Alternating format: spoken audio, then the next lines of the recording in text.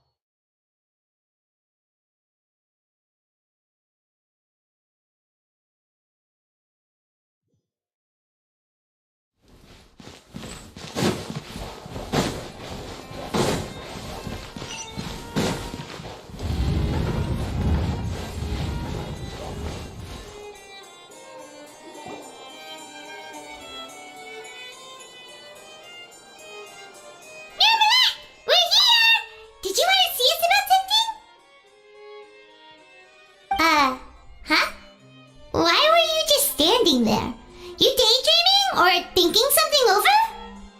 Yes, I did send someone to fetch you. But as for what I'd like to discuss next, well, I still have some reservations. Given that we've already made the trip here, you should just tell us. Bet you need us to help you with something, right? I do indeed have something I'd like to ask you to do. However, you should wait until after I tell you the details, then decide for yourselves whether you'd like to help or not. The situation is this. If I'm understanding you correctly, the Snezhnayan Harbinger known as the Knave has essentially requested a diplomatic meeting with you, correct? I heard that she was originally from Fontaine, but for her to suddenly arrive here and abruptly request such a meeting like this, I sincerely advise you to refuse her invitation outright.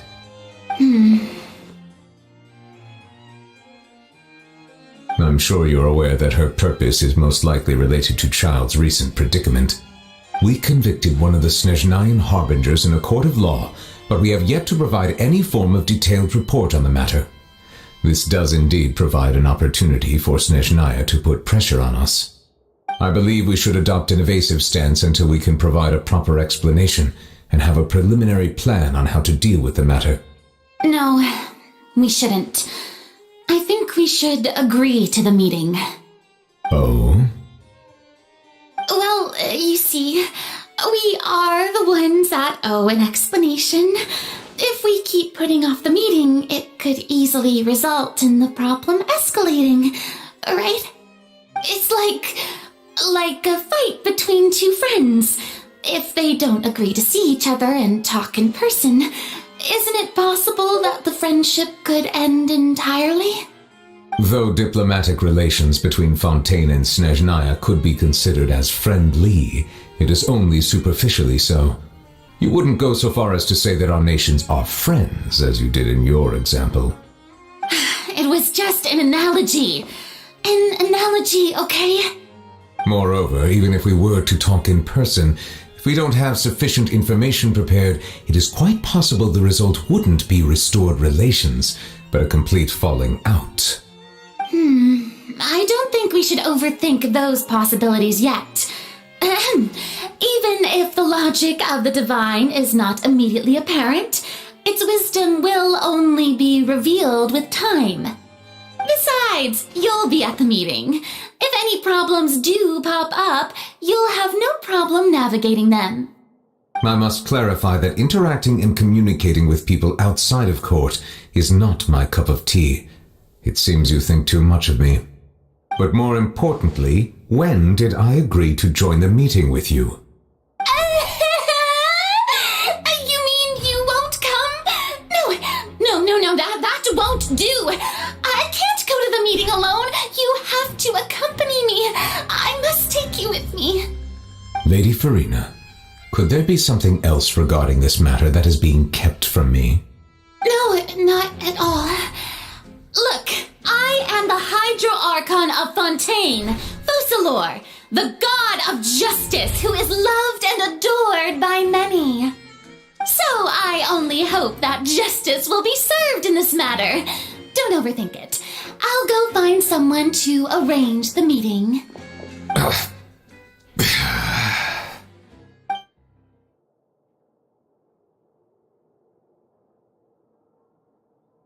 Though it could officially be considered a diplomatic conference, I prefer to see our meeting today as an ordinary tea party. I assume you see it the same way, Miss Farina?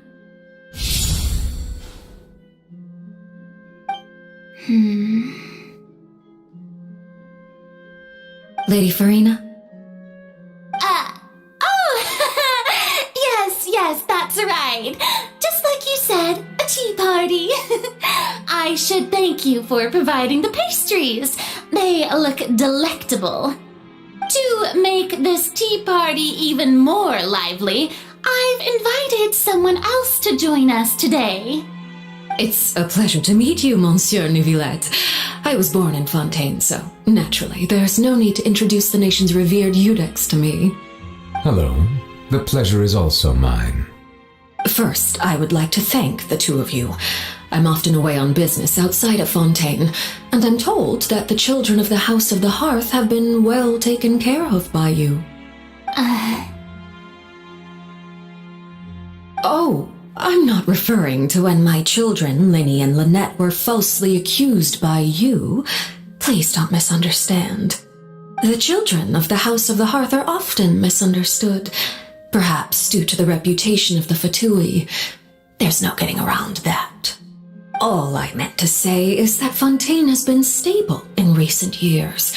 The people are well off and the children lead happy, fulfilled lives. That is something truly worth cherishing, and no one wishes to disrupt such peace. Now then, you have come regarding the matter of child, correct? Well, yes. It appears the ever-busy Eudex Neuvillette doesn't wish to waste time with diplomatic pleasantries and hopes that we can get straight to the point of our talk. Yes, as you surmised, understanding child's situation is indeed one of the goals of this trip. As we are both diplomats from Snezhnaya as well as Fatui harbingers, Child and I have always been colleagues. Were anything to happen in Fontaine, each of us would serve as the other's attorney to resolve the issue. So now, in my capacity as his attorney, I request that Child be turned over to Snezhnaya. We have a responsibility to cooperate with Fontaine and resolve what has happened to him together. The rules governing attorneys only apply before a trial has concluded. Since a verdict has already been rendered, we see the case as settled. I apologize for being unable to grant your request. An outright refusal. Very well. I respect all the rules of Fontaine's courts, just as I respect you as Chief Justice. Okay, why don't we back up a step? You don't need to transfer Child to us. I only request to enter the fortress of Meripede to see Child and confirm his condition. It's not like you couldn't even manage to fulfill a simple request like that. Right, Miss Farina? About that. The fortress of Meripede has always been completely autonomous. Even we have no authority to interfere there, and diplomatic issues do not suffice as an excuse. However, if you absolutely must confirm the situation of the Harbinger, I have a proposal.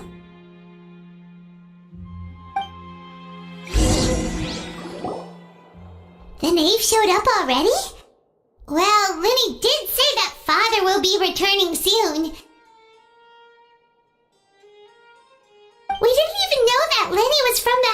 hearth at the time, so we kinda overlooked that information.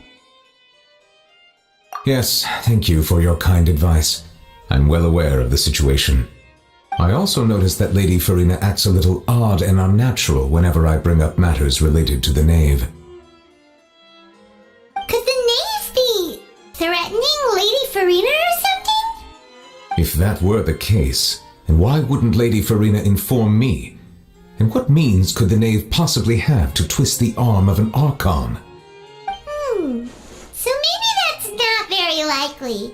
Even though Farina can act a little weird at times, she's still an Archon. In reality, this problem is even more thorny than it appears. According to reports from the Fortress of Meropide, Child recently disappeared under mysterious circumstances.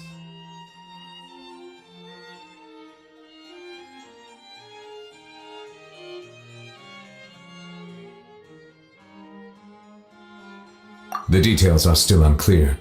We cannot rule out an escape, but there have also been no reports of him outside of the Fortress of Meropide. Special guards oversee the fortress, and its internal systems are extensive. Combined with the special characteristics of the surrounding terrain, an escape should not be possible. I suspect that there's something else behind Child's disappearance. I was only willing to share this information with you because you are friends of Child, and it is my duty to see justice done. So this is what you wanted to see us about before. Yes. I would like you to go to the Fortress of Meropide and investigate Child's disappearance. This was my proposal during our meeting with the Knave. Rather than allowing her to intervene, I offered to send someone to find out about Child's situation and report back to her in detail. The Knave did not seem satisfied by my proposal, but she still agreed to go along with it for the time being. Her words were, "We will talk more once we have that report." So that means we bought ourselves some time.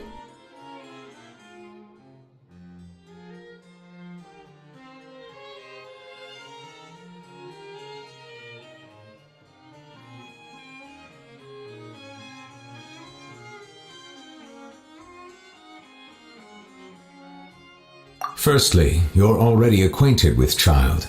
Your eyes may discern relevant details there that others would miss.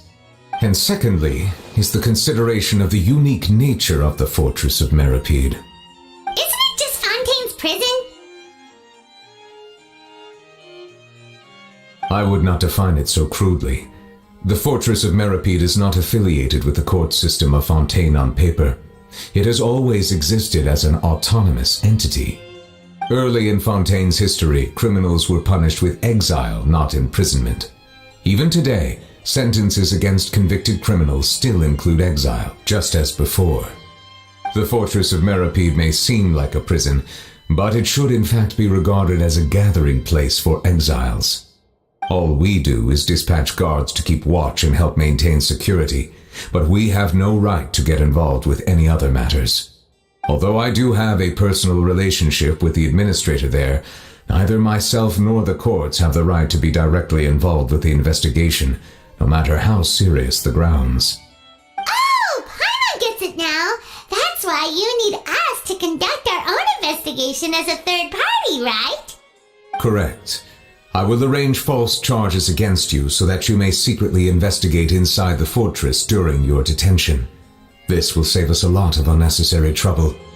So, are you two willing to accept my proposal?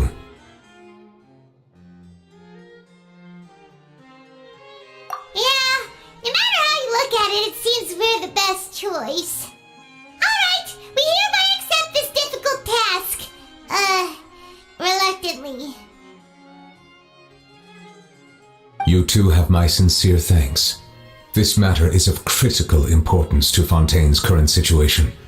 Also, I hope that both of you can keep this operation a secret.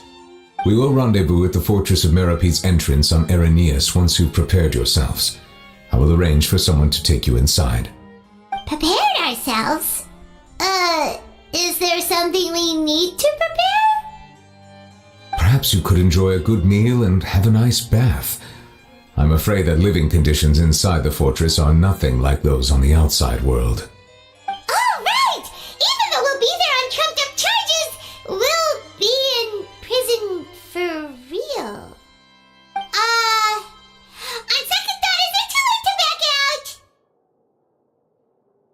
Please do not worry. Since you are sacrificing both your time and quality of life for the sake of delivering this report, you will be compensated according to the highest standards permitted to legal staff, regardless of the outcome. Now that's more like it! Come on, traveler, let's go eat the best meal we can find! We'll eat so much that we won't need to eat another meal for a whole month! Your treat!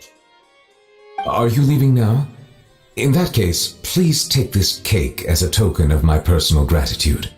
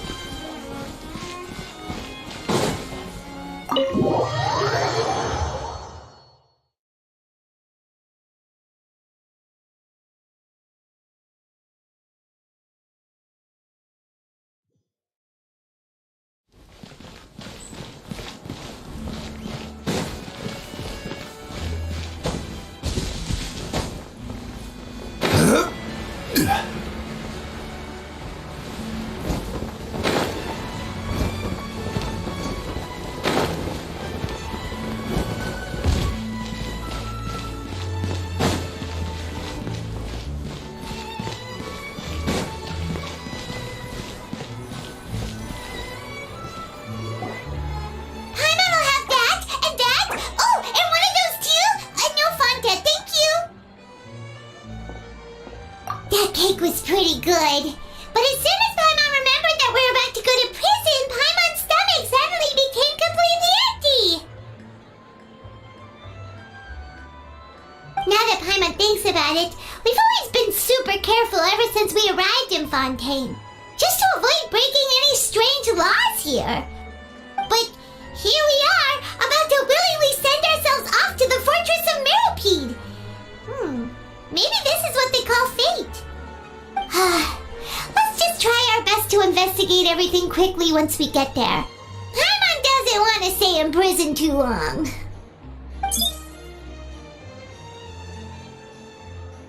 Oh, what is that I hear? Is it the taste of a breaking story? Hey! You can't hear a taste! And what are you doing here, Charlotte? Oh, don't remind me. I invited an eyewitness to a case to eat here, and I was planning to get some great material out of him, but he didn't even show up. Calm down, calm down. This is nothing new. As a journalist, you should be used to this by now. And as long as you can score some juicy tidbits from the traveler, you might still be able to recover the cost of the meal. You know we can still hear you, Charlotte. Never mind. It's nothing. I just heard you mention the Fortress of Meropide. You didn't commit a crime, did you? Please tell me all about it. No way! We would never! We're just going there to...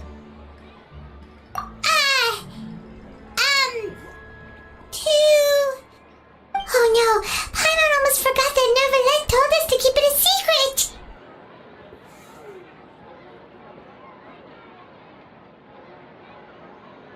Huh? You're being arrested for that? Oh, but now that I think about it, I suppose that's not completely unreasonable. That's pretty despicable, almost as offensive as committing theft. You mean Paimon really did something that serious? Sorry, Paimon really messed up. Well, in that case, it's nothing particularly newsworthy after all. Oh, how disappointing. All right, there's still a chance. Since you're going to be at the Fortress of Meropide, would you be willing to help me gather some material for a story? About that, Paimon doesn't think we'll have any time. Oh, it's nothing difficult. All you have to do is think of a way to get some time face-to-face with the warden of the fortress. He was awarded the honorary title of Duke in Fontaine. Sounds really cool, huh? Only those who have made significant contributions to the nation have been conferred this title. It's incredibly rare. On top of that, the Fortress of Meropide has never been under the jurisdiction of the courts. practically nobody, including journalists like me, knows anything about the person in charge there.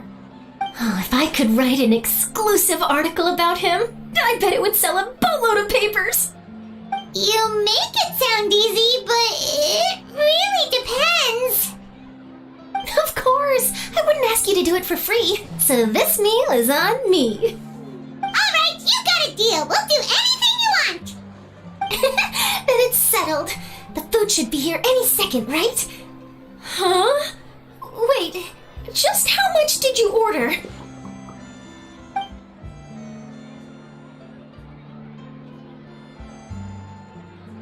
Oh, I'm so full. Well, guess we have nothing to regret now, so let's get going.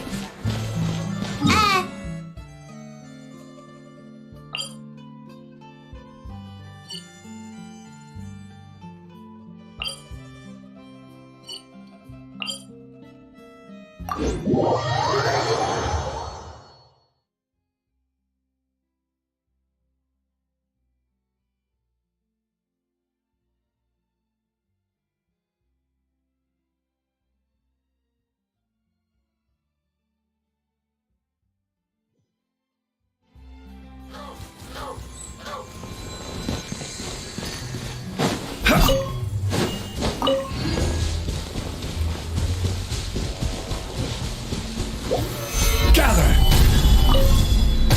Burst forth!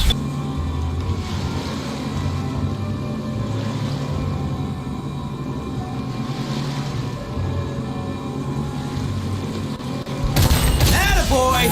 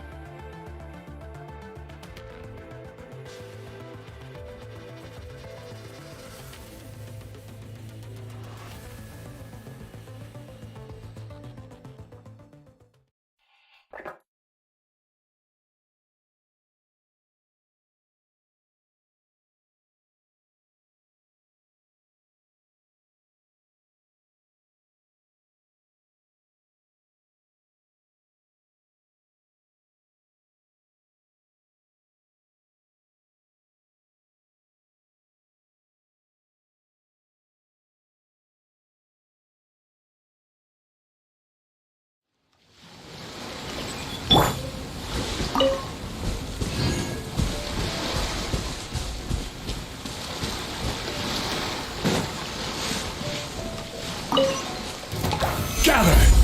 I will have order! Come into being! Fall in! Attaboy!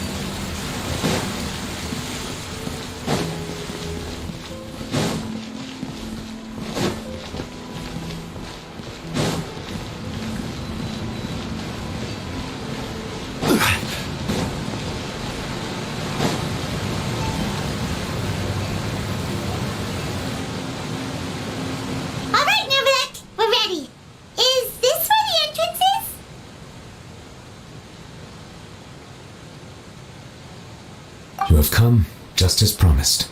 Yes, this is the one and only entrance to the fortress of Meripede from Irenaeus. Careful, you may want to step back a bit. Whoa! So you have to go down from here? Is the prison underwater? Utilizing both the barrier of the water as well as the fear humans have of the depths, the fortress of Meripede is naturally the perfect place to confine and guard criminals. But do not worry, it is not nearly as frightening inside as you may think. You will see for yourselves once you are down there. Paimon hopes you're right. Don't know about you, but just thinking about being at the bottom of the sea like that gives Paimon the heebie-jeebies. Oh, and there's one more thing. I mentioned that I have had personal dealings with the administrator of the fortress, Wriothesley. He's a very shrewd fellow. Yeah, we heard about him too. He's that Duke, right? Correct. He is the highest-ranking manager of the underwater prison. Even though you are going there to investigate at my behest, it would behoove you to avoid any confrontation with him or any of his subordinates. The Duke rarely ever leaves the fortress of Meripede, but that does not mean he is not privy to all that is happening inside and outside the fortress. He is quiet, but not unaware, so please bear that in mind. All right, that's about all the time that we have to talk privately. I'm counting on you two. Don't worry, we won't let you down. Good. Madeline! I'm here, Monsieur Nervalet. These two are the newest convicts, I presume? Don't worry, they won't escape on my watch. Like we would try. Please follow me, you two. I'll process your paperwork for entering the Fortress of Meripede.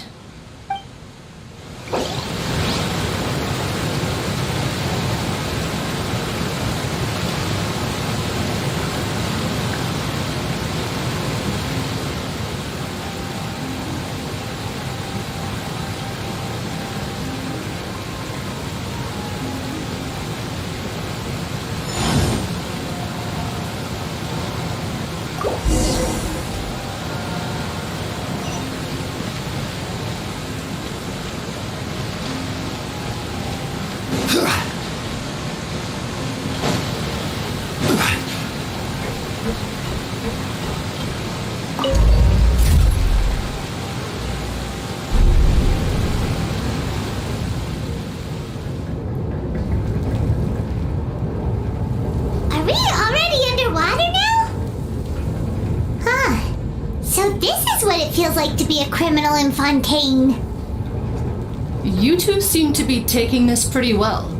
It's rare to see convicts in such a good mood.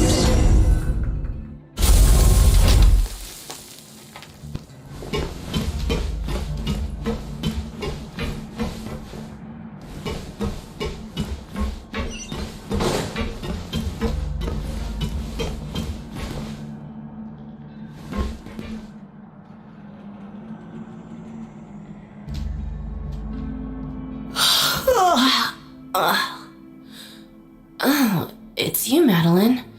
Why'd they make you make the trip down here today? Monsieur Nervalet personally requested I escort these two convicts. I suppose he was concerned others might not be up to the task. Well, now, aren't you the lucky one? Must be nice to be on good terms with the big shots like the Chief Justice. The only people I get to see every day are the new inmates. Well, have you tried service with a smile? Who knows, it might help your professional reputation. Yeah, right. As if. Every criminal comes through here looking miserable. How can I smile with such a toxic work environment? And even if I did smile at them, the convicts would probably just think that I'm some freak getting some kind of twisted enjoyment from their pain. Oh, she's got a point. Well, I finished transferring you. You two will register here, and Marette will guide you through the remaining procedures. Yep, I'll take it from here. You head on back to that bright and sunny world above. Okay, let me see. You are the Traveler and Paimon, correct? That would be us. Let me confirm your charges and sentence. Let's see. You two are charged with eating a cake specially prepared for the Archon by a Snezhnayan envoy without the Archon's permission, thereby incapacitating the political center of Fontaine for a brief period. Sentence, 45 days? Huh? Wait, you mean the cake that Nervala gave us was... Just looking at the charges, it seems you two are capable of causing some serious trouble. And considering how fond Lady Furina is of sweets, this crime is tantamount to trying to assassinate the Hydro Archon herself. Now I've seen everything. Anyway, we still need to finish processing you before you can enter the Fortress of Meripede. Please stand in front of the board over there. I'll take your mugshots with my camera. Oh, all right. But be sure to catch Paimon's good side.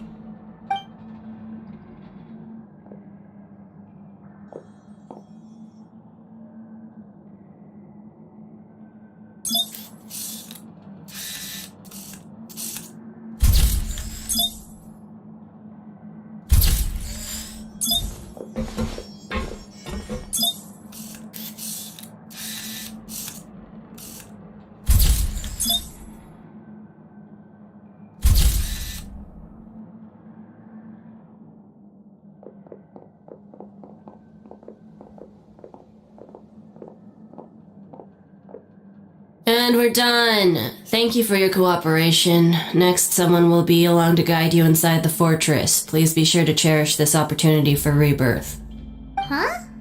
Rebirth? Isn't that a little much? We're only gonna be here for 45 days! You two are the new inmates, right? Follow me. Oh, okay! Paimon is Paimon and this is the Traveler! Save it. Not like I'll remember your names. Move it.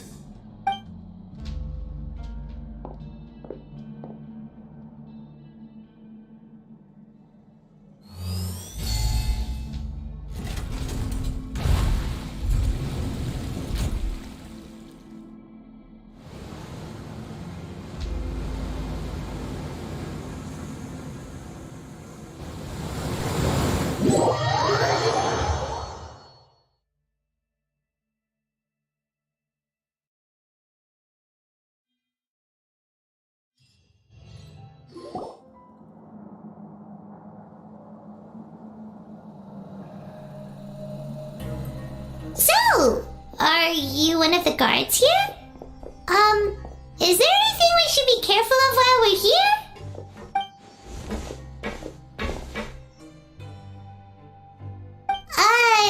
Did Paimon already ask something she wasn't supposed to? Why should I tell you anything? What's in it for me?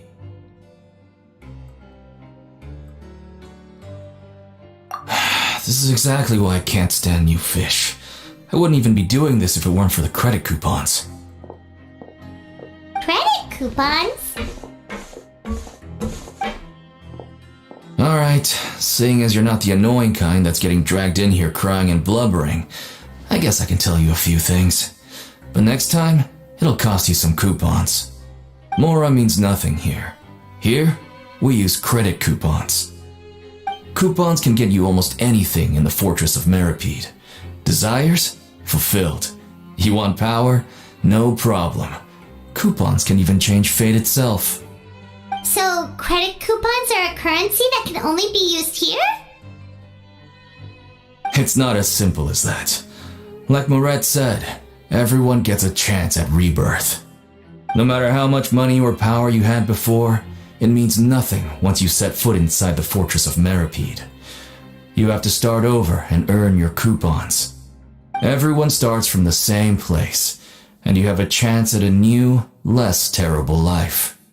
I guess that's the real purpose of the coupons. They symbolize true fairness and true justice. And this is also exactly why so many criminals choose not to return to the outside world, even after they've served their sentence. Oh, so that's what the Fortress of Meripede is like. Huh. Paimon was under the impression that it'd be more like a prison. It certainly ain't all sunshine and roses here, but it's also not the worst place to be. You'd better take a good look at the scenery now. It'll be the last chance you get for a while. After being away from the sunlight for so long, even the terrifying depths of the sea start to feel like home. It just stops feeling oppressive, you know? Oh, I'm actually an inmate like you two. Welcoming newcomers is a job I've picked up to earn some extra coupons.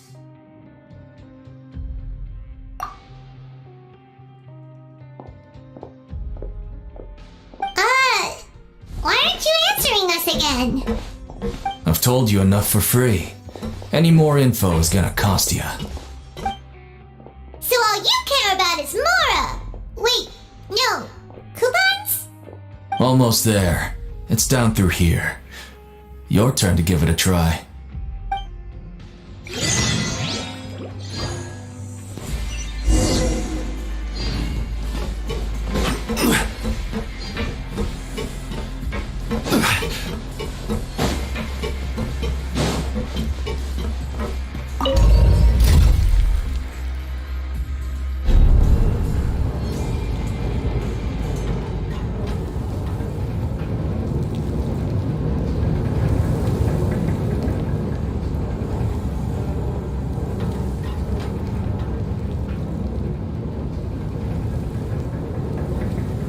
Osmanthus wine tastes the same. So, we're going even deeper now? Just how deep down are we? It's like a metaphor for your previous life, isn't it? Our lives weren't that bad.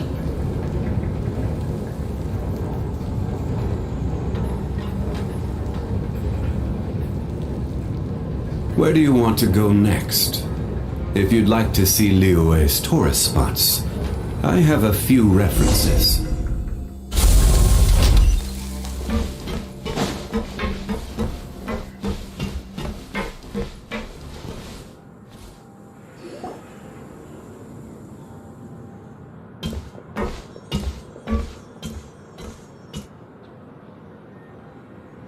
So this is the actual entrance to the Fortress of Meribid?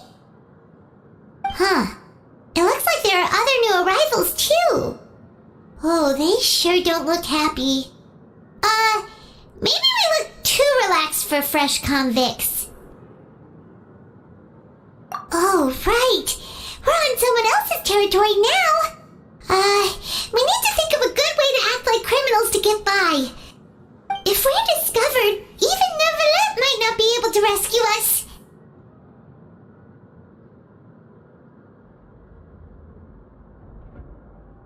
Hey! Don't scare Paimon! Oh, Paimon's not ready for all this! Look, I don't really know you, and I have no idea what kind of crime you committed, but you wouldn't have happened to anger someone important, did you? Someone important? Paimon doesn't think so. Wait, why are you suddenly trying to talk to us now? Now's not the time to worry about that. Anyway, it's over there, so you just go on over there by yourselves. I've done my job, so good luck. What was that all about? Wait a second. Are there usually so many garter mechs around here? They're already onto us?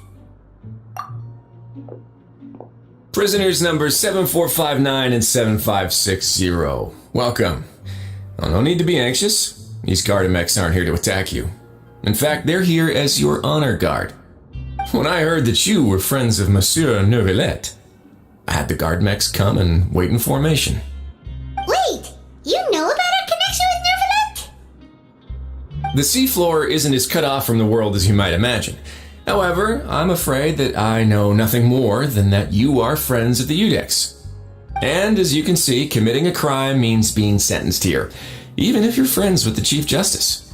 Quite fair. The Duke! Greetings, Your Grace! Lovely weather today, isn't it? Oh, greetings, my good fellow. Well, I'm willing to imagine that the weather is as good outside the sea as you say it is. How great it would have been if only the Fortress of Meripede had been built on the coast, huh? It would have been so convenient to enjoy a nice chat in the sunshine. My profuse apologies. I just got so nervous when I saw you, So this is the Duke. He sure looks a lot younger than Paimon imagined. The Traveler and Paimon, correct? Mr. Deacon here was responsible for your welcome. I trust you were satisfied with his guidance?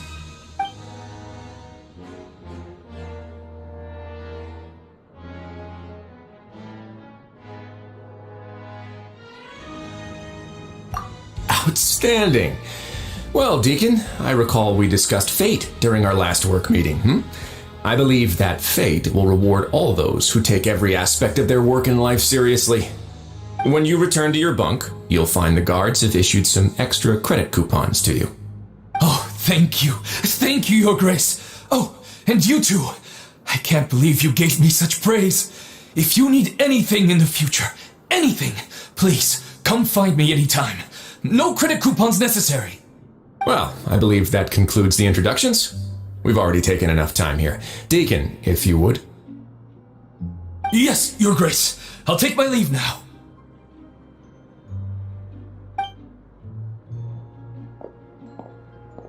Please, follow me. To make you feel more welcome, I'll show you around the various facilities of the Fortress of Meripede. I hope it'll help you adjust to life here. He's going to personally give us a cure?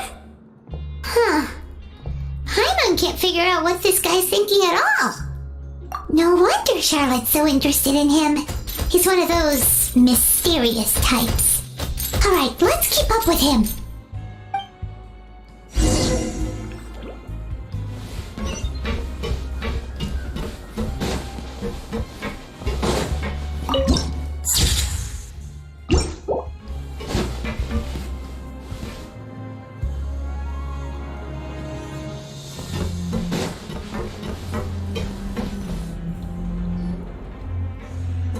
There's no need to be so reserved.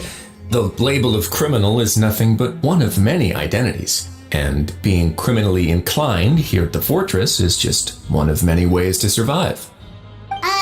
Is it really okay for the warden to think like that? We're real criminals, you know. What if we're too difficult to handle? Well, then maybe you'll be able to carve out a name and a place for yourselves in this underwater world, But before you go in swinging, please remember that in the Fortress of Meripede, it's better to not cause trouble for yourself or for the guards. Now, we've arrived at a very important place, the Coupon Cafeteria. You can come here and claim one welfare meal each day. Welfare meal? You mean it doesn't cost anything? That's right. Criminals are essential to fortress operations, so we must guarantee that they at least have the basic means to survive. But that's not how it was. Back in the day, it cost you credit coupons just to get a cup of water here. For fish like you who just arrived with nothing, you'd have to go to work hungry until you earned enough coupons to eat. It was only after His Grace became the administrator that we got the free meal rule. Now everyone gets a square meal every day, even no good slackers who've never picked up a wrench in their whole lives. Nobody starves to death here. In the Fortress of Meripede, credit coupons are the only currency, and everything must be purchased. In some sense, you could say using the coupons is a form of trade. But trade is always conducted by people. So if we want trade here to prosper, we need everyone to work hard and live their lives. If nobody could even afford a meal, then the whole fortress would be up in arms. And that would only make things more difficult for me. So, rather than saying that we're giving everyone a free meal here, you should say that everyone's hard work has improved the living conditions in the Fortress of Meripede. Your Grace's reasoning is correct, but what I said is also true. Whatever the case, hard work is rewarded here. You'd be hard-pressed to find anywhere else as fair and reasonable. Right! Paimon sees your point. By that logic, this place doesn't seem so bad after all. Oh, wait, no. We shouldn't drop our guard so quickly. But it seems the inmates really respect the Duke because of his attitude, right? truth with their own eyes. Let's continue this way.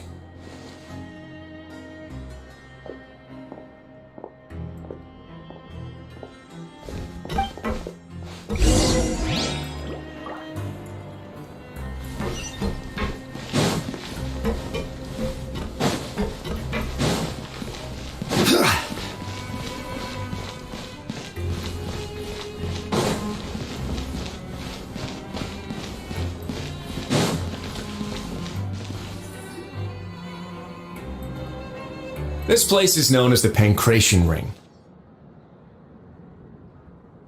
Sometimes we have criminals who have more energy than they know what to do with. Their daily work alone isn't enough of an outlet for them. So, instead of leaving them to their own devices, we've provided them with this dedicated venue. This way, nobody will get involved unless they want to be. Pancration matches? And you can earn extra coupons? Oh, what do you think, traveler? Interested? But I must warn you that your sentence will be extended if you fail to restrain yourself and end up seriously injuring or killing your opponent. So, did you set this place up too? No, actually. I just granted approval for the organizer to use this area to build the ring, and I collect a portion of the proceeds in return. Of course, the fees are also quite useful. Oh. Do you mind if we ask what they're used for? Sure. Ensuring personal safety, maintaining the arena, and resolving any conflicts that arise. Why? Are you interested in how to manage a pancration ring? Oh, no. I was just wondering if that's how you paid for everyone's welfare meals. A reasonable guess. I see you have a talent for entrepreneurship. Oh, you hear that? Paimon has a talent! So we can start a business here? That is something you can discuss between yourselves later. Let's move on for now.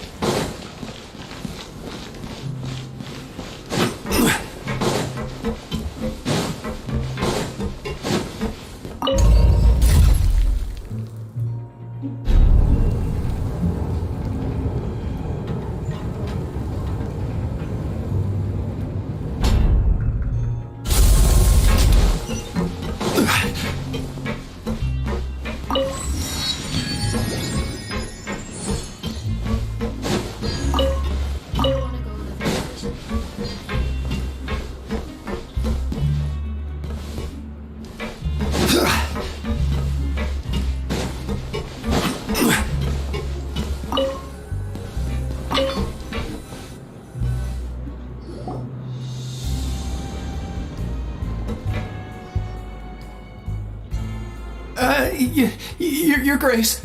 Good morning. I mean, good afternoon. No, wait, what time is it again? What time indeed? Time waits for no one, so it's best to keep an eye on it. My apologies, Your Grace. Jeez, that guy's so nervous he almost forgot to breathe.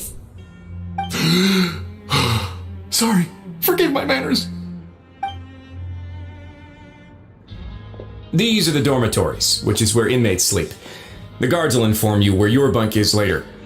In the Fortress of Meripede, criminals usually spend most of their time in either the production zone or the sleeping areas. The production zone? What does it produce? Is that where we'll be working? Not necessarily. Though working in the production zone is the most reliable way to earn credit coupons, if you have other skills, you can skip your shifts to earn them in other ways. Wow. Wait, you're the manager of this place, and you're just telling us to our faces that it's okay to skip work? The fact that the Fortress of Meripede has continued operating completely autonomously is proof enough that most people are willing to work honestly and earn a stable income. As for what we produce, many of the clockwork machines seen all over Fontaine originate from our workshop. Therefore, the Fortress of Meripede is not only a place where criminals serve their sentences, but also a giant machine factory. There's no need for me to get into specifics about the production process now. You'll experience it all firsthand when you report for work tomorrow.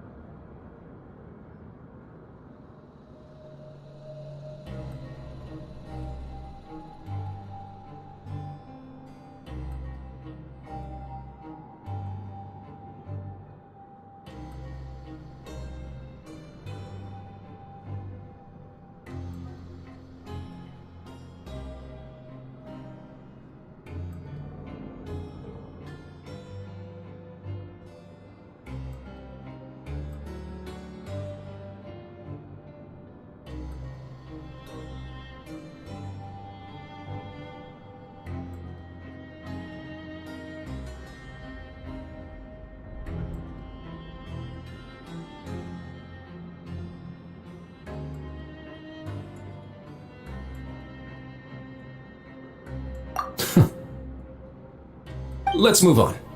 The tour continues over this way.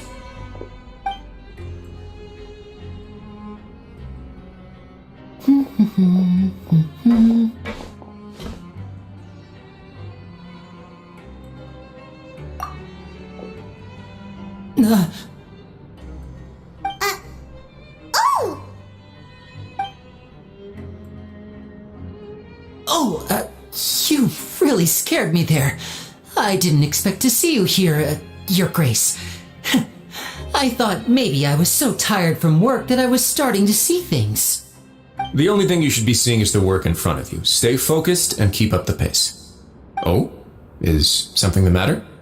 It's nothing. Paimon's just worried about how hard we'll have to work tomorrow.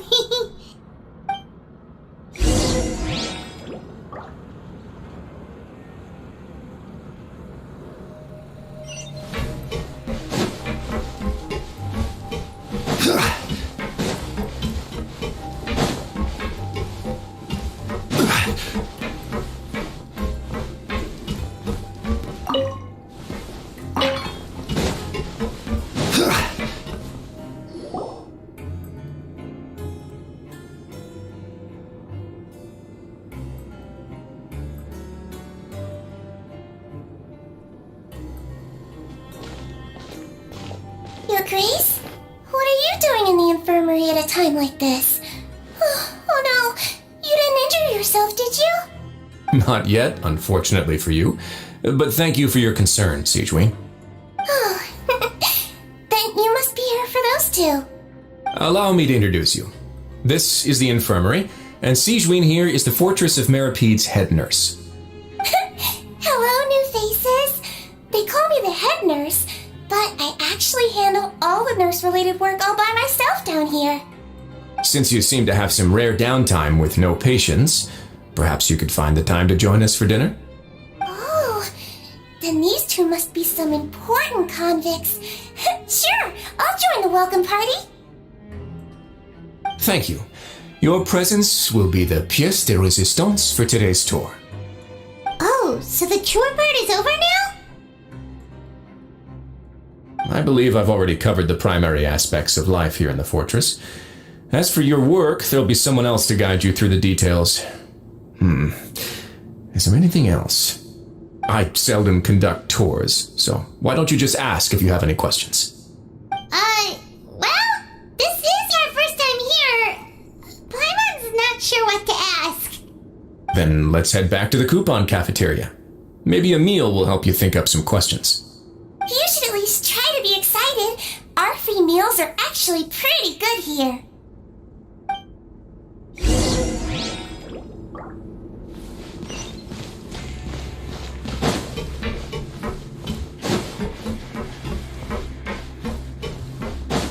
Kids these days.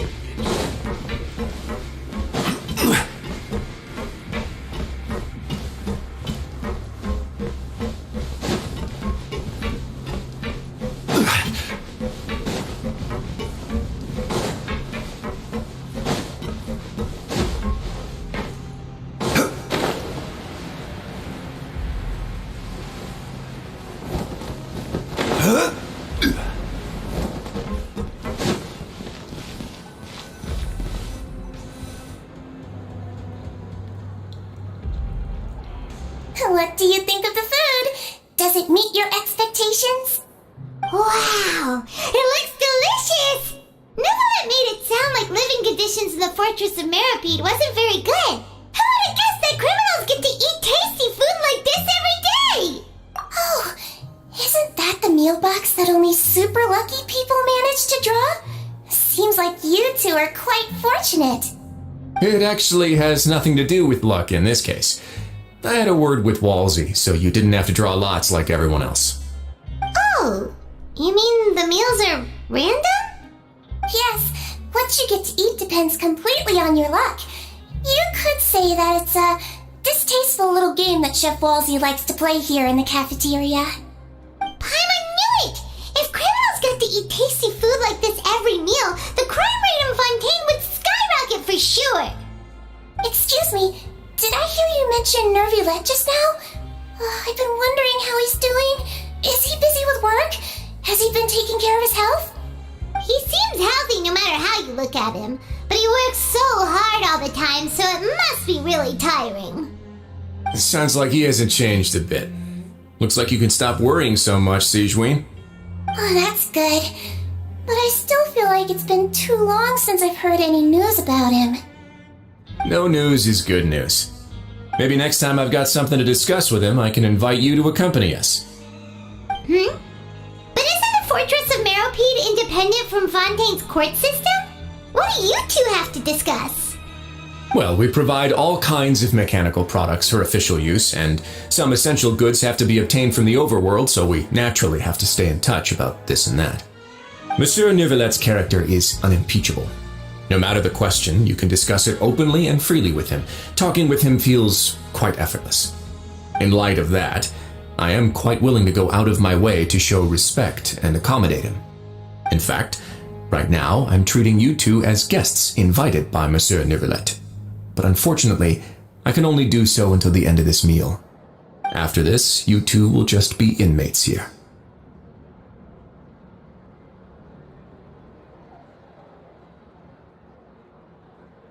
You're very welcome.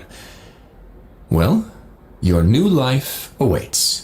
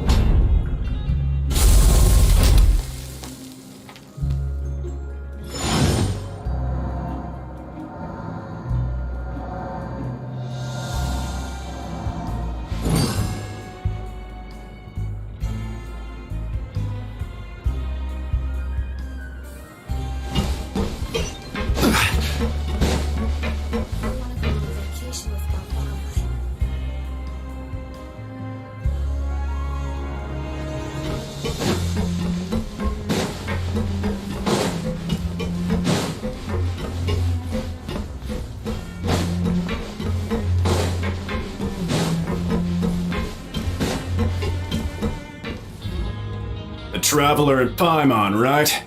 Listen up. As new inmates, the only thing you need to worry about is what to do and when to do it. Don't make any extra trouble for yourself. Your bunks are right over there. Follow me.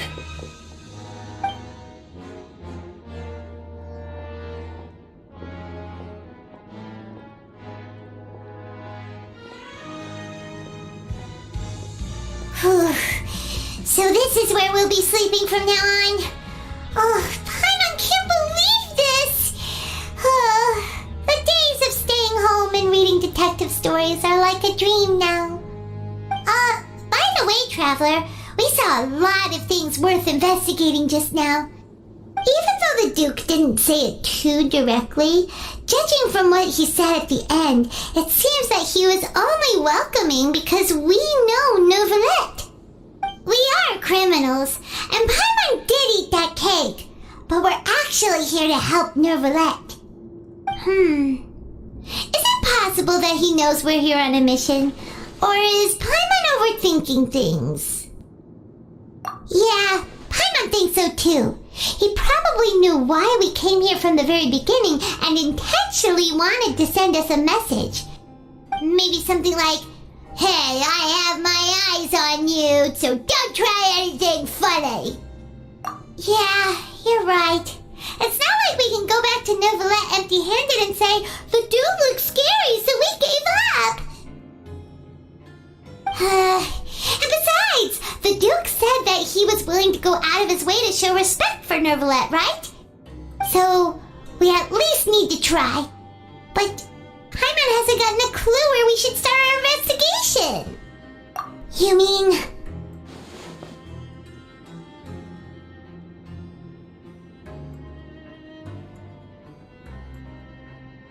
Yeah, that's what Paimon was thinking too. Paimon almost spilled the beans when we ran into him. Fortunately, based on his attitude, it looks like the Duke sees Linny as just another inmate. We worked so hard to help clear Linny and Lynette's names, and yet we turn around and bam! He's in prison anyway! Oh, right! Linny and Lynette are from the House of the Hearth. They work for the Knave, so they could be here to investigate too! Huh? Oh, it's a card! Paimon didn't notice it earlier. It looks like a magician's prop. Lenny must have left it here. He's in prison and still doing his little tricks, huh? Let Paimon have a look. It was nice to bump into you again. Let's catch up in the production zone tomorrow. What in the world? It's written like he's greeting a buddy on the street. Paimon thought he'd write something important. If you say so. We can ask him what's going on tomorrow. Let's get some rest now.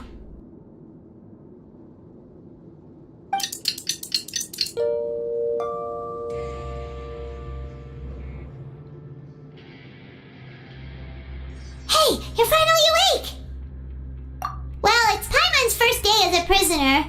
Last night, Paimon dreamed about getting interrogated by the guards until Paimon told them everything, and then Paimon woke up. Hey, come on! It's just a dream, okay? Paimon wouldn't really squeal. Maybe? Hey, lazy bones! What are you still doing here? If you don't want to starve, then get yourselves over to the production zone. Sorry! We're going right away!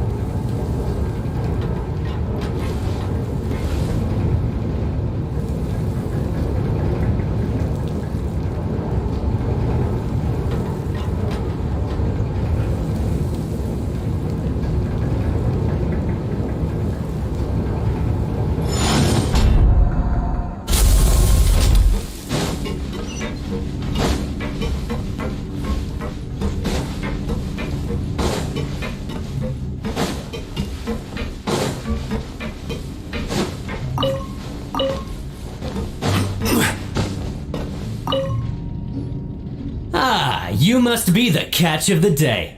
Looks like you've got some luck getting assigned this space. Yep, we just arrived yesterday and... Don't interrupt me when I'm speaking! Yes, sir. Listen carefully to my instructions. I don't want any mishaps. Every machine here is worth more than the both of you. Working around these machines can be very dangerous. Do your job well, and you can eat in the cafeteria after your shift. Get sloppy, and you dine in the infirmary. Anyway, the Fortress of Merope doesn't want to lose a single one of its machines. And it also doesn't want to waste the production potential of any inmate. You got that? Got it! Your job is to use the machine over there to process widgets. Watch carefully, and make sure you step on the pedal at the right time. If the machine gets jammed, then give it a little maintenance with your fist. Here, take this. Bring me the process widgets, and I'll give you some credit coupons in exchange.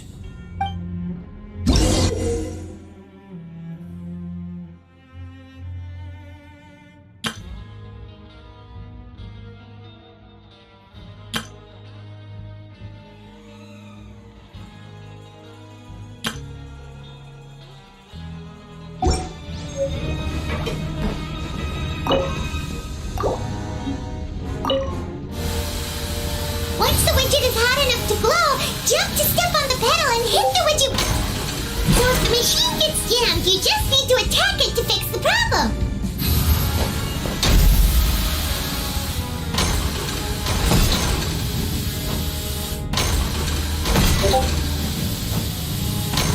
Yeah.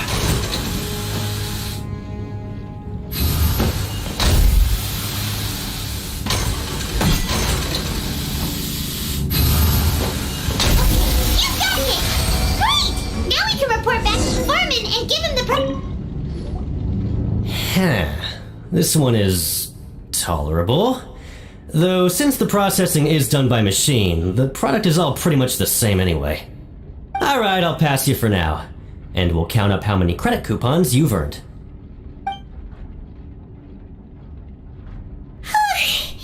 Paimon's exhausted. We're done now, right? Oh, that foreman. He's so scary that Paimon couldn't even speak. Ugh. Even though Paimon's starving and wants to head straight to the coupon cafeteria, we still need to meet Lenny first, right? He probably just finished up his work, too. He should be around here somewhere.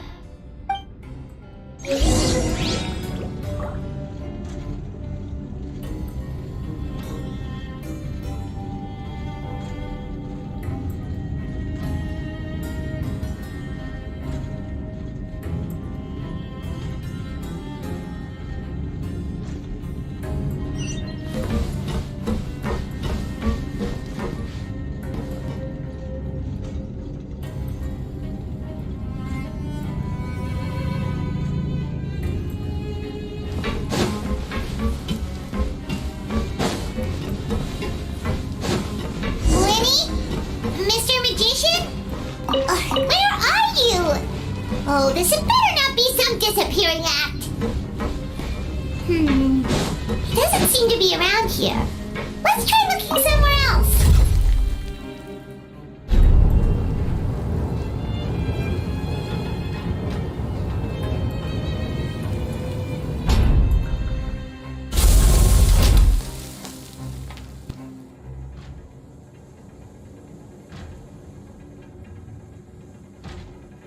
Every journey has its final day. Don't rush.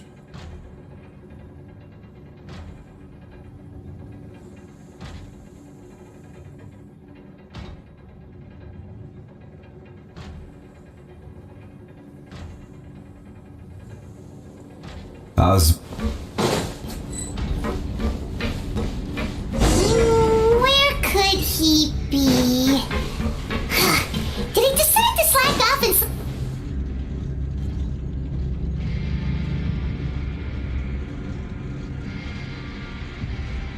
Hey, over here.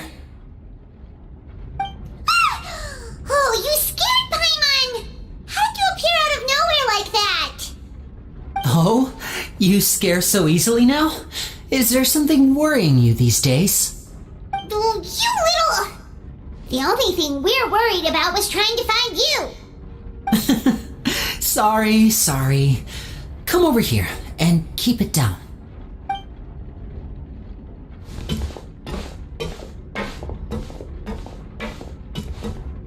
Oh, Lynette! You're here too! You two really are inseparable. That's right. My brother simply can't stand to be away from me. It's not just Lynette. Fremine is also here. Do you still remember him? Oh, you mean that diver from the House of the Hearth, right? Pyro remembers seeing him in the Court of Fontaine before. Now hurry up and tell us, how did you end up as criminals this time? We fought so hard at court to prove you were innocent, but now it looks like our incredible court battle was for nothing! Sadly, even the teeniest of things can land you in prison these days. I put together a street performance and used the popularity we gained from the Opera House incident to attract a big crowd. And then? Next, I invited several audience members to participate in the show. And then, with the entire audience watching, their wallet suddenly disappeared. My brother was charged with theft, and I was charged as his accomplice, having assisted him in his crime.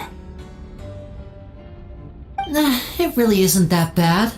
The missing wallets are all in the leftmost drawer of the Maison Gardiennage's big filing cabinet. We just need to see how long it takes to discover them. Yep, we should be released then. In terms of the magic trick itself, I think the performance went perfectly. Leave it to Lenny to magic himself into prison.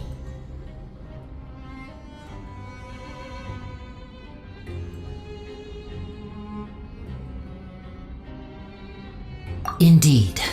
Last time I hid my identity from you, I promised that I'd tell you absolutely everything if you were angry about it. No more secrets. So I don't plan on keeping anything from you this time either. At the moment, the House of the Hearth's interests don't conflict with yours at all. We were instructed by the father of our house, the Knave, to come here and conduct an investigation. Told you so! See? Paimon guessed right! As for what we're investigating, perhaps you haven't heard, but the fortress of Meropide hides a secret. Some even say that the entire fortress exists just to protect it. The House of the Hearth has been investigating this for a very long time, trying to uncover its mysteries. But recently, all of our informants, including the ones that had infiltrated the guards, suddenly vanished and have not been heard from since. We believe that this is a direct provocation, and it's the reason why we came here. Father has somehow managed to confirm that Focalors does not have Fontaine's Gnosis. Huh? How did she manage to learn information that important? Father has her ways. Many of them are beyond our imagination, and we've never had the chance to see her at work. But we trust her conclusions. It was this information that led us to suspect that Fontaine's Gnosis might be in the fortress of Meropide and is related to that secret. So it's all about the Gnosis again. Well, that's about it from our side. How about you two? Did Monsieur Nervulette send you here? Bingo! The Knave has been applying a lot of pressure. She wants to know what happened to Child, so we came here to investigate. Traveler, are we allowed to tell them? You don't need to worry too much about that. She's just asking for a report on Master Child's predicament as a means of pressuring you. Father used this situation as a pretext to negotiate with two high-ranking officials in the court of Fontaine. She actually just wants to be able to make concessions on this matter for gains elsewhere, almost like a bargaining chip. Sometimes you need an excuse to do things you otherwise couldn't. And a harbinger is more valuable than you might imagine. Of course, it's not a complete farce. If we do manage to find out what happened to Master Child too, then diplomatic relations with Fontaine could improve, and Snezhnaya might even be able to adjust its stance a bit. Is it just Paimon, or does it feel like we're the only ones who actually care about Child's situation? The relationship between the Harbingers must be as bad as ever. I wouldn't go that far. Father just has different standards than we do when it comes to what can be sacrificed for an advantage. By the way, I have a suggestion. Why don't we team up? Even though we have different objectives, we're both here to investigate the fortress of Meropide. It would be more efficient for us to work together. As you know, the House of the Hearth has many reasons to seek the Gnosis, but our highest priority remains resolving the prophesized crisis. You can trust us on that.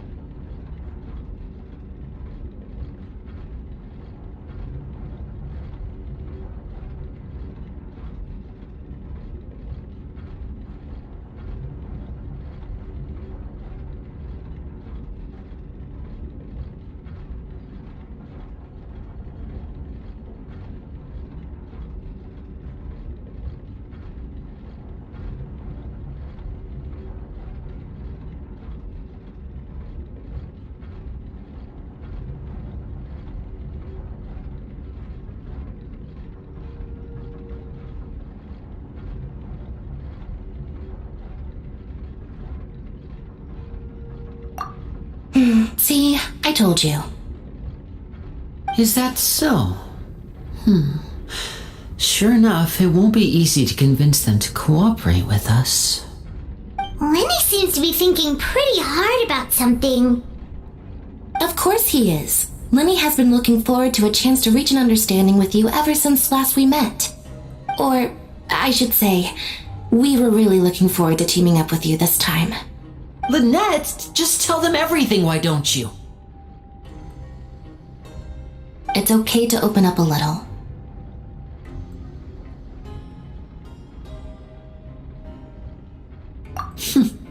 Very prudent of you, and consistent with your behavior since we first met. That's reasonable enough, and I agreed to cooperate on these terms as well. I was prepared for the worst, but you were actually more agreeable than I anticipated. All right then, there's no time to lose. I have some information to share, so listen carefully. Since Lynette and I arrived here, our investigation uncovered the fact that the Fortress of Meropide has a forbidden zone. Most people just clammed up and wouldn't talk, but after asking the right questions, we were able to confirm the existence of the forbidden zone from the guards. You should be aware of that while you're investigating. A forbidden zone? Could that be where the child disappeared to? You're right, we'll definitely keep that in mind. Good. That's the most suspicious thing about the fortress that we know of so far. We have a few other unanswered questions, and we'll be investigating those as quickly as we can. Anyway, I hope you find our information useful at least. Oh, look at the time. You two must be hungry. You should go to the coupon cafeteria and get something to eat. I'll use my cards to get in touch with you again in the future. Oh, that's just what Paimon wanted to hear! Paimon's starving after all that work today.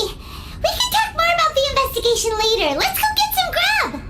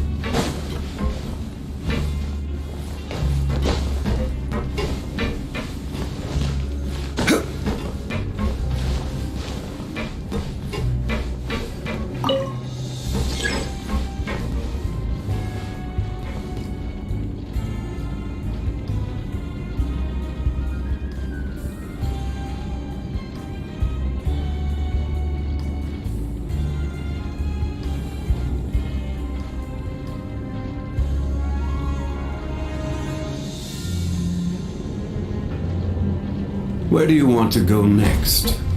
If you'd like to see Liyue's tourist spots, I have a few references.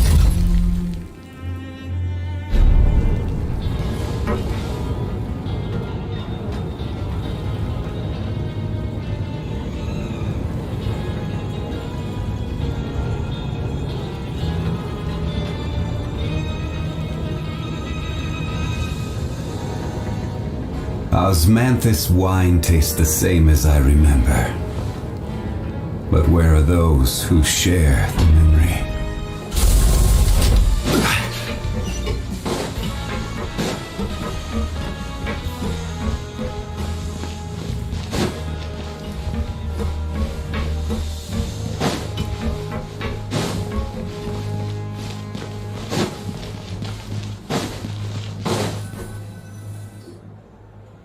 Oh, he wasn't kidding. Today's meal is nowhere near as good as last time. Oh, who knows how long it'll be until we're lucky enough to get that super tasty meal again. Forget about it then. We'll just deal with the regular food for the time being. Let's just get out of here as soon as possible. But life here doesn't seem all that bad. Other than the foreman being kind of mean and the work being pretty tiring. You think so, mate? if I had a coupon for every fish who said that. Seems you fishies still haven't learned your lessons from your life up on the surface. If you take things at face value, then by the time you reach a dead end, you won't even know how you ended up on that road in the first place. I like your attitude. I can, let you in on a little something. Everyone's been telling you to just follow the rules and not cause any trouble for yourself. Am I right? But what they don't tell you is that the rules aren't exactly what they pretend to be. The rules for being a prisoner. The truth is, this place has a lot of hidden rules. Huh? Hidden rules? What do you mean? Not everyone knows about those rules, but whether you know them or not, once you break one, you might encounter something even worse than death. Really? Oh, now you're really scaring poor Paimon. Don't joke around like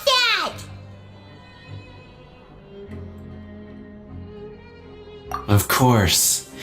And I'd say that just disappearing would be one of the better outcomes. Oh, you mean that if there really are hidden rules, then Child's disappearance might have something to do with that? In that case, would you tell us some hidden rules? We definitely want to avoid breaking them.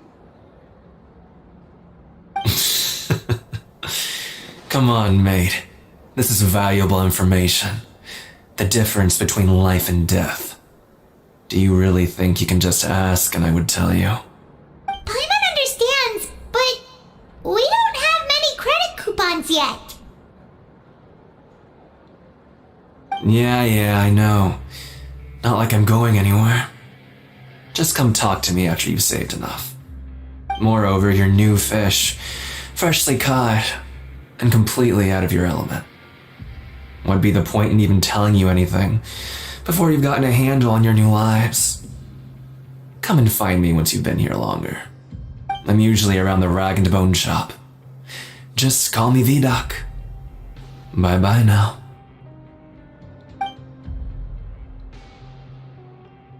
He left.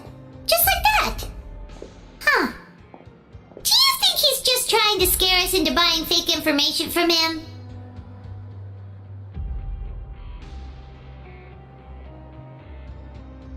Yeah. It might be a good place to start in our investigation. Hidden rules, huh? But, like he said, we don't have any coupons and we're still not familiar with this place. Oh, there's nothing we can do about it now.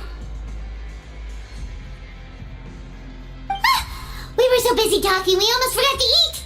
Even if it's not the best, it's probably better while it's warm. Come on, dig in before it gets cold.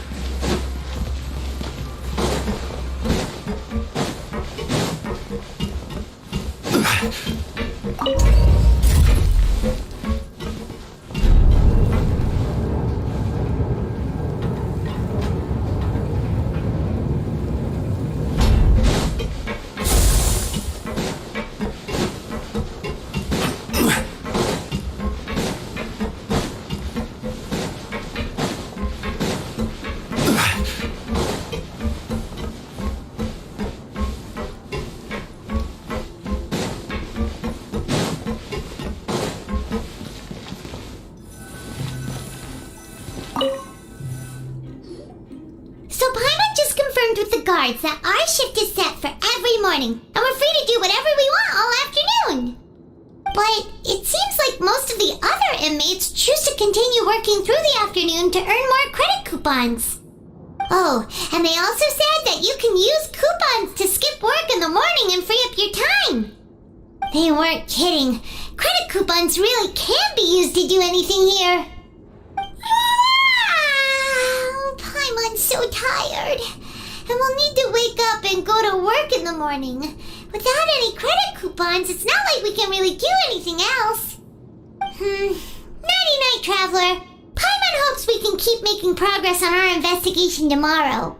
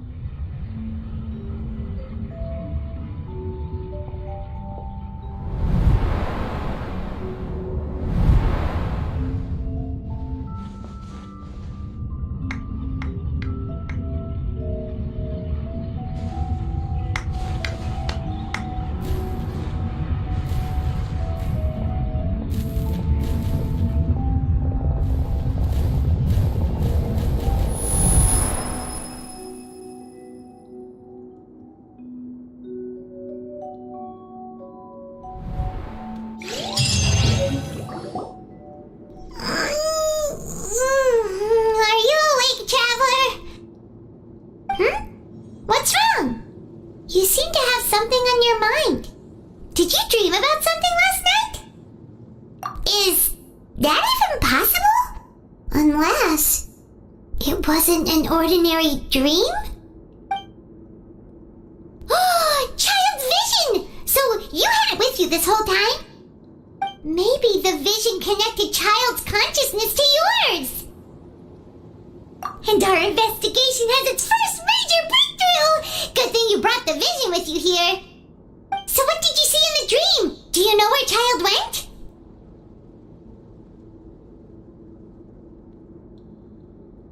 Huh. Okay. Well, hopefully it'll be a bit more helpful in the future. What's more important now is that it's the start of another new day as prisoners. Let's do our best to earn more credit coupons. What's the plan for today? Let's go! It's time to start working. If that guard Fielding catches us skulking about, he's sure to give us an earful.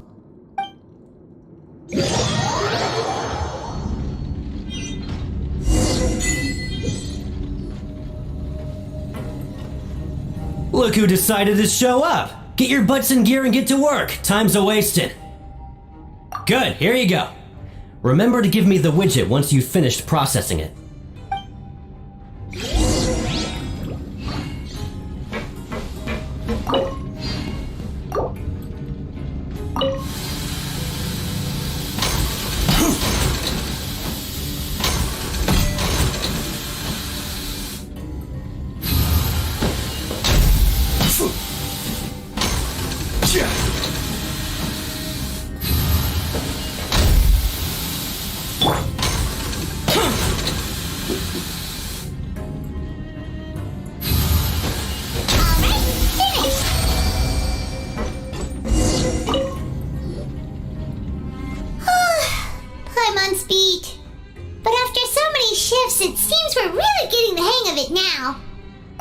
Fellow shiftmates. I saw you finished your work, so I thought I'd come over and say hi. Oh, hey there! We've seen you before. Your assigned workspace is really close, isn't it? That's right. The name's Rowan. This past few days, I couldn't help but notice the new faces working nearby. I guess we were destined to meet. I've been working here for almost 15 years. Even the foreman, Grainville, always calls me Chief. Whoa, you've been working here a long time, Chief. If there's anything you'd like to know, just ask me. I know the work here in the production zone better than the back of my hand. Alright, Chief, we'll be sure to come to you first.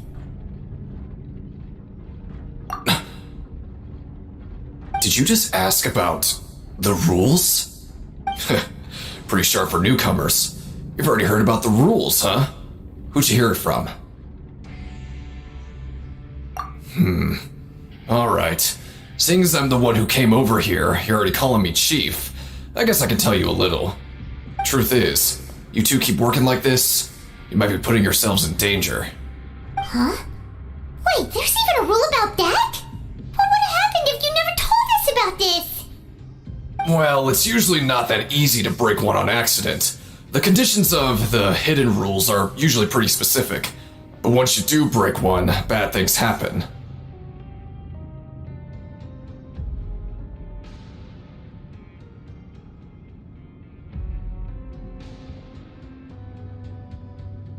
If you work continuously in the production zone for 3 days, and if all you do besides eating and sleeping is just work, then something bad will happen during lunch on the 3rd day.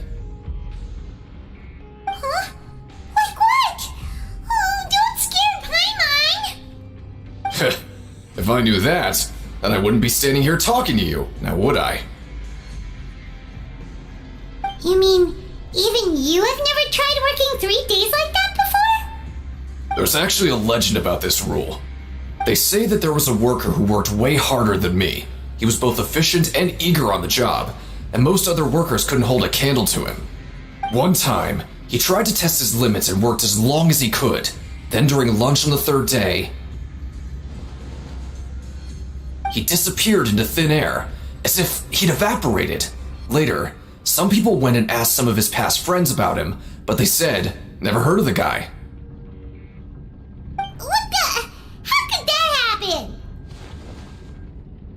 Unfortunately, we were assigned different production zones. I never saw for myself what he looked like. Wait, are you thinking that it was... Huh? Oh? You... Listen, kid. This ain't the kind of thing you should be curious about. Let me tell you, you're better off forgetting about it and looking after yourself. Now I kind of regret ever telling you. Yeah, I agree with Chief here. Do you really want to try? Alright, if you insist.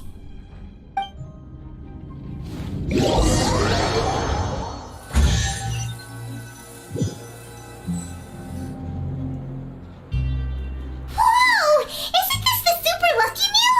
Looks like hard work really does get rewarded. Paimon's gonna take her time and savor every bite. What would you like to do this afternoon? Right, we just need to keep at it.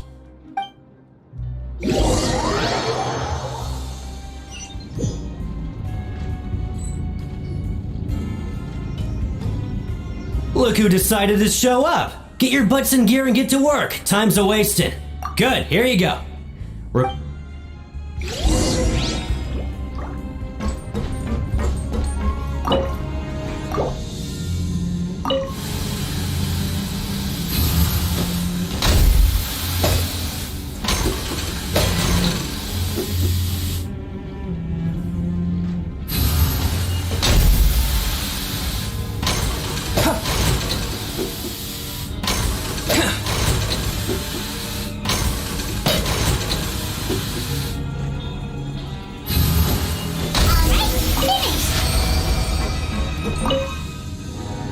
Let me have a look. Not bad. Right, here's your credit coupons. We woke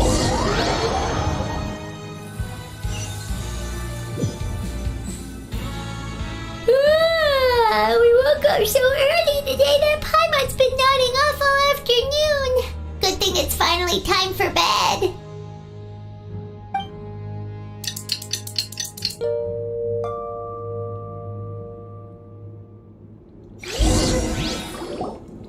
Oh, Paimon doesn't want to get up. Paimon still feels completely exhausted from yesterday. What do you have planned for us?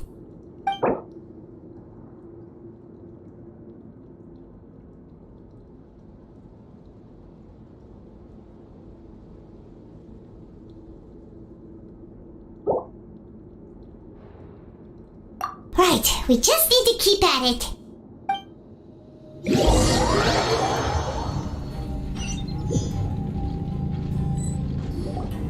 Look who decided to show up! Get your butts in gear and get to work. Time's a-wasting. Oh? What's with suddenly wanting to work so hard? You need coupons that badly? Sure. Let's just say we really want to test our limits.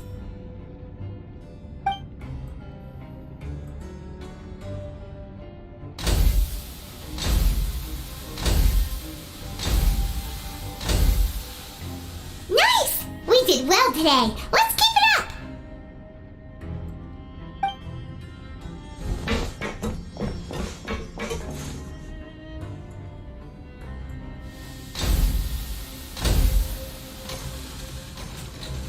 Ooh, Paimon's had it.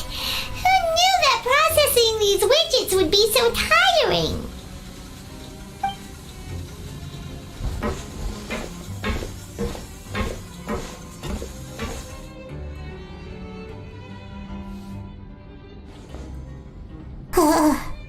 That's it. Paimon doesn't even have the energy to talk anymore. Is it time to eat yet?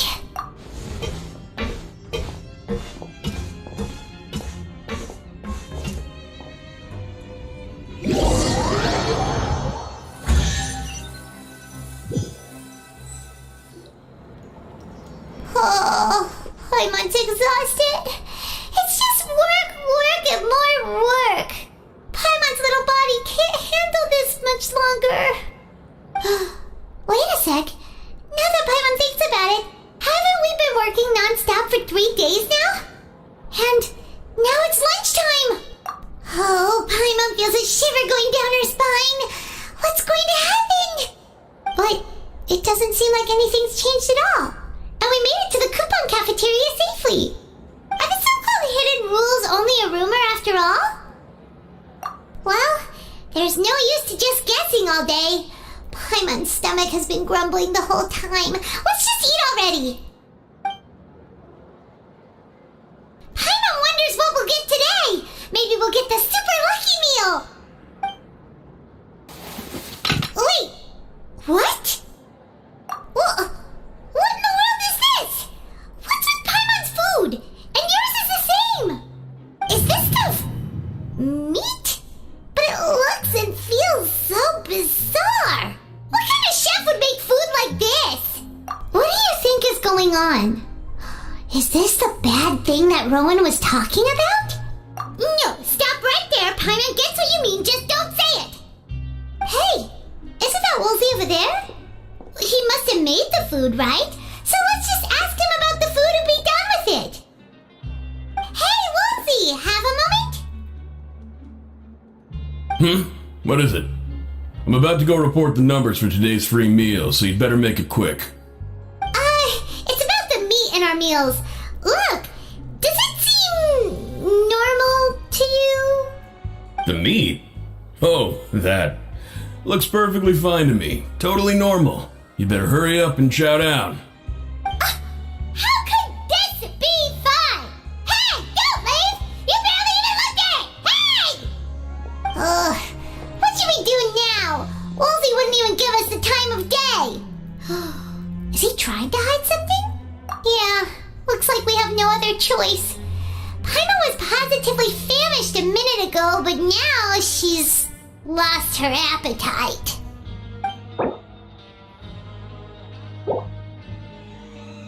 What would you like to do this afternoon? Since we have time now, let's focus on investigating some more.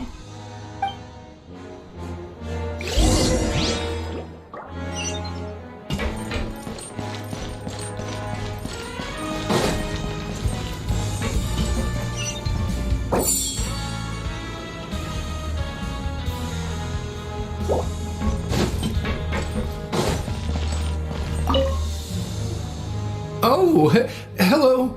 You two are the ones who were with His Grace. No need to be so nervous. Sorry, I couldn't help but think of His Grace once I saw you, and I... Well, it's hard to say. Maybe I am. He's got a very overwhelming presence. It makes me feel like I'm just some insignificant little bug. Wait, seriously? Oh, I'm always indecisive, and I tend to make a mess of things. It's like a reflex. I just instantly start to tense up the moment I see a smart and capable person like His Grace. What? Please, don't say say anything like that out loud. How could you possibly think something like that?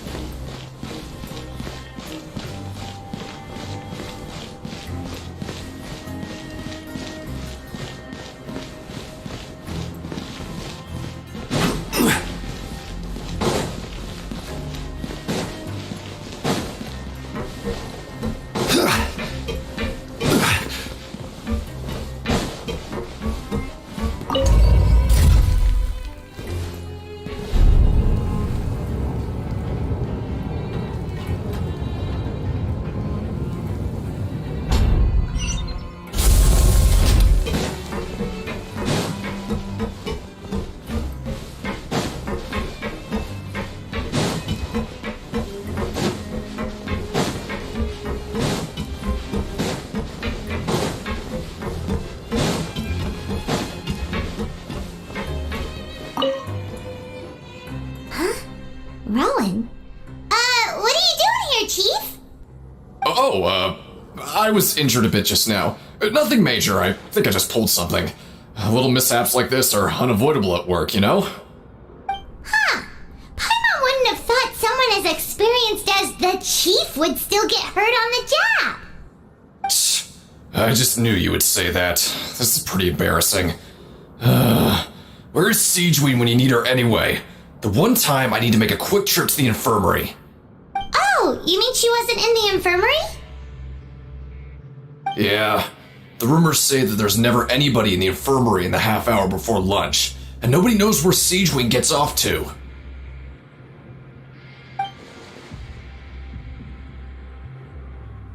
Huh. That's actually really strange. Siegeween's always super dedicated to her work. Where else would she possibly go? Forget it. I can take care of a small sprain like this on my own anyway. No need to trouble her.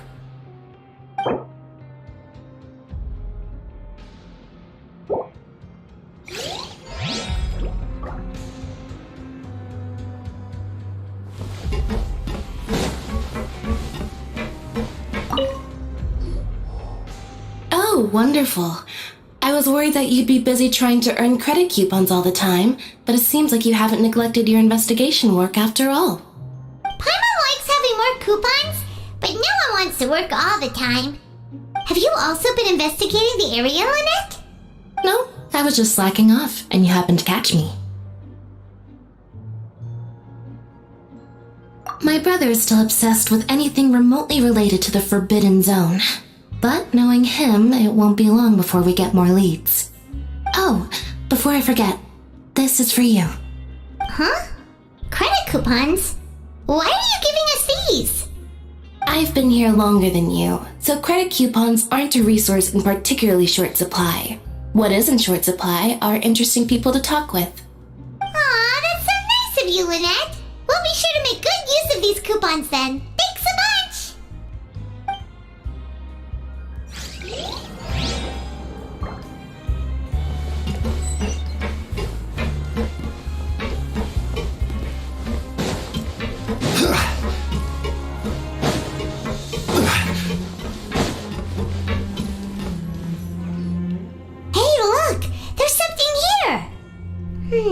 Looks like a research notebook.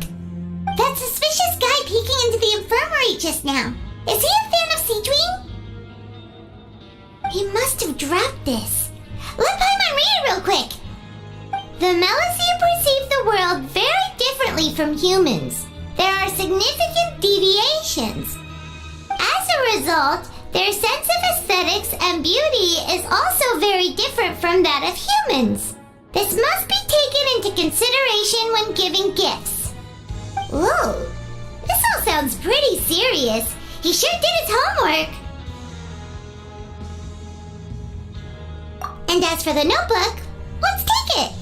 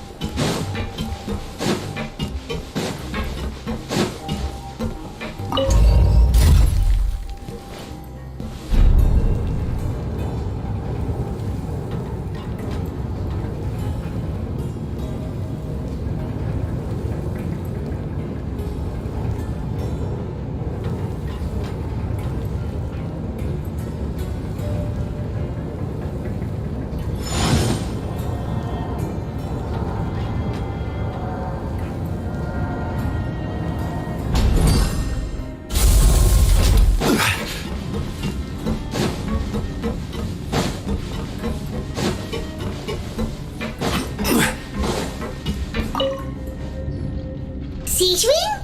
Aren't you supposed to be in the infirmary? What are you doing in the production zone? Hello, Traveler. Paimon? Everyone's usually busy around now, and we don't have any patients to look after in the infirmary. I thought I'd come here and enjoy the sight of everyone hard at work. Enjoy? What's there to enjoy here? It's really worth watching. I often stand here and observe everyone. Humans are just so interesting and adorable. I like to watch your expressions while you work. Are you talking about pets or people?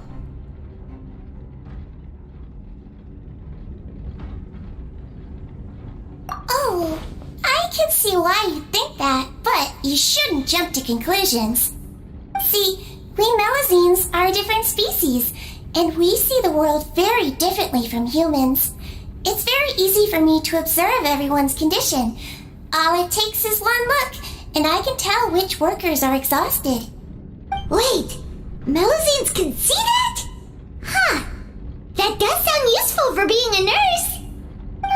Yes, running around tending to everyone's health is very fulfilling. But I'd much prefer it if you're all happy and free from exhaustion and pain in the first place. Take care of your body and make sure you eat well.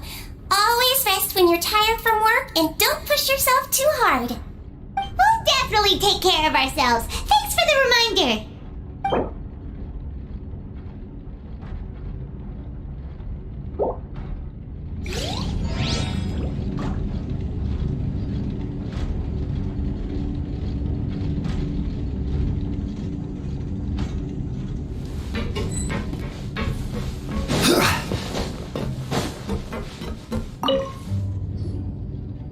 Hey, it's the Traveler and Paimon. No need to tease me, okay? I won't trip on the same step twice. Listen, I feel ashamed about last time. Thank you for praising me in front of His Grace. Here are the extra credit coupons he gave me. I'd like you to have them. Huh? No, we couldn't take them. They're your reward after all. But when I was welcoming you, I didn't do anything but give you the stink eye. Come on, I insist. These coupons are nothing compared to getting the attention of His Grace. I won't take no for an answer.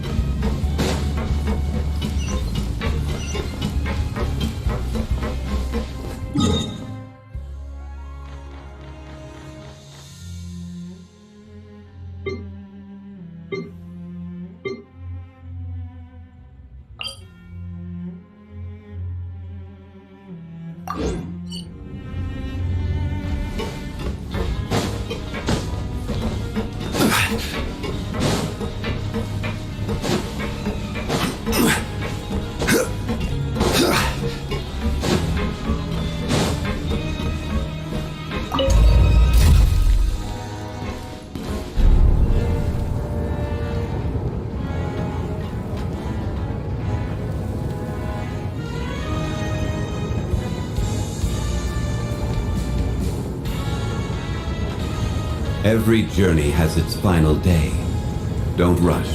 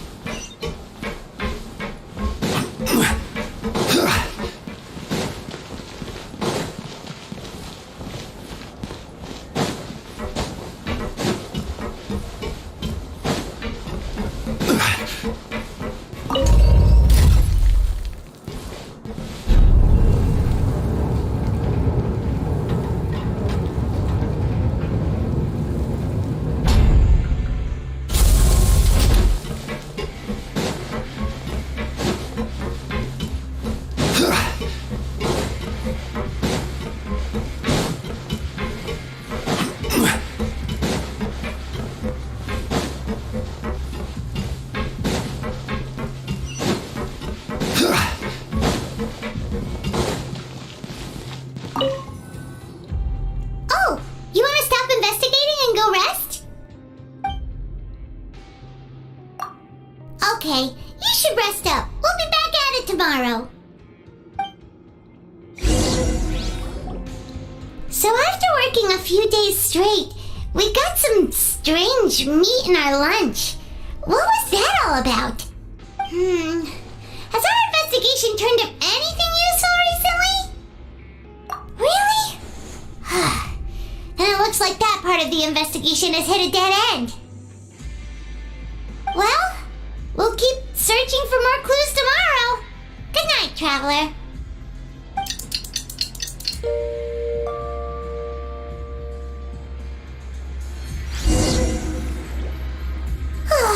The dawn of a new day. Paimon feels like we're getting used to life as convicts. Is that a good thing or a bad thing? What do you have planned for us?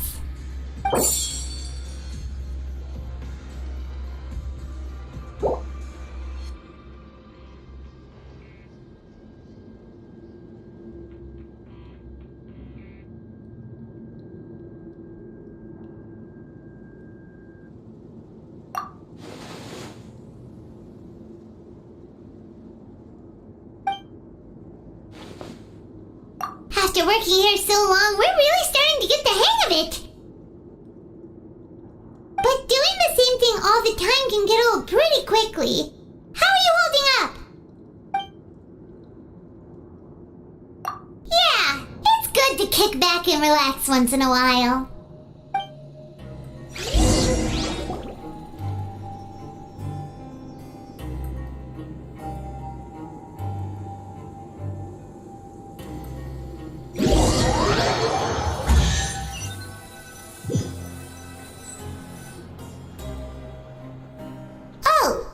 Just a regular meal set. Guess Paimon shouldn't get her hopes up.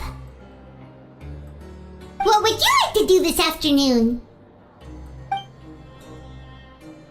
Sure! If we're not going to work, then let's kill some time at the Pancration Ring.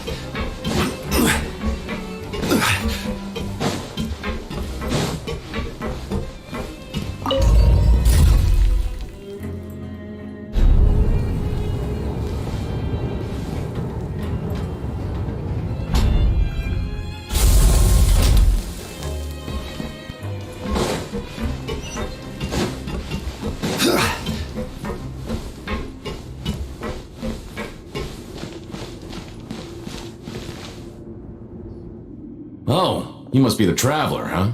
Sorry, mate, but competitors as strong as you are prohibited from participating. I don't make the rules, mind you, but I was given very specific instructions. Even convicts value their lives, don't they? I hope you can understand. But we have a game here that'll let you show off your strength, and you'll even earn some credit coupons in the process. What do you think? Interested? And if we lose the game, will it cost us credit coupons? Of course. That's the cruel reality facing every competitor in a place like the Pancration Ring. Okay, great. Let me walk you through the rules. The targets in front of you will pop up one after another. You'll need to hit the targets in the same order that they popped up. If you can complete a few rounds in a row with no mistakes, then you'll win credit coupons. But the second you mess up the order, you lose. Game over. The game costs 300 credit coupons to have it go. So, you up for it? Thanks for your patronage, mate. Now, let the game begin.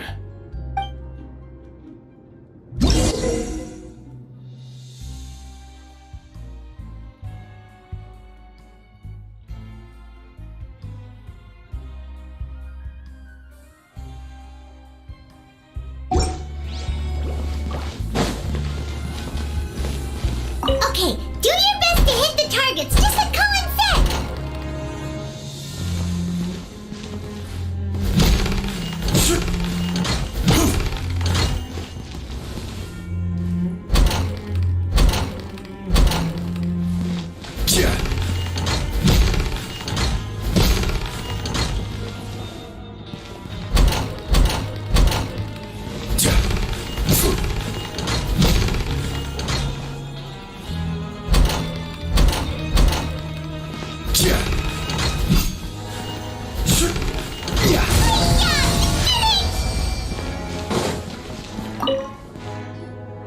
Your strength really shouldn't be underestimated. Now I get why you're prohibited from participating in any official fights. Nobody who values their life would be willing to get in the ring with you. However, you two haven't tried betting on the outcome of a Pancration match yet, have you? Just go talk to Rusimov. Buy a ticket for whichever fighter you think will win. There's a big payout if the fighter you support comes out on top. But we don't know anything about the fighters. How can we possibly know who to support? That's normal. Just watch a few matches and get a feel for the fighters. It won't be long before you can pick winners in your sleep. He's got a point. Why don't we give it a try? If we have enough coupons, we could probably bet at random until we figure everything out. Bet at random, huh? Well, how should I put it? It's not like you can't do that, but I'd advise you to give it some more thought first. Huh? We shouldn't get too carried away. What's the problem? What? Never even picked a boxer before, and you already know about the rules? You're not just strong fighters. Seems you're pretty perceptive, too. Might as well tell you about it, since you already know that much.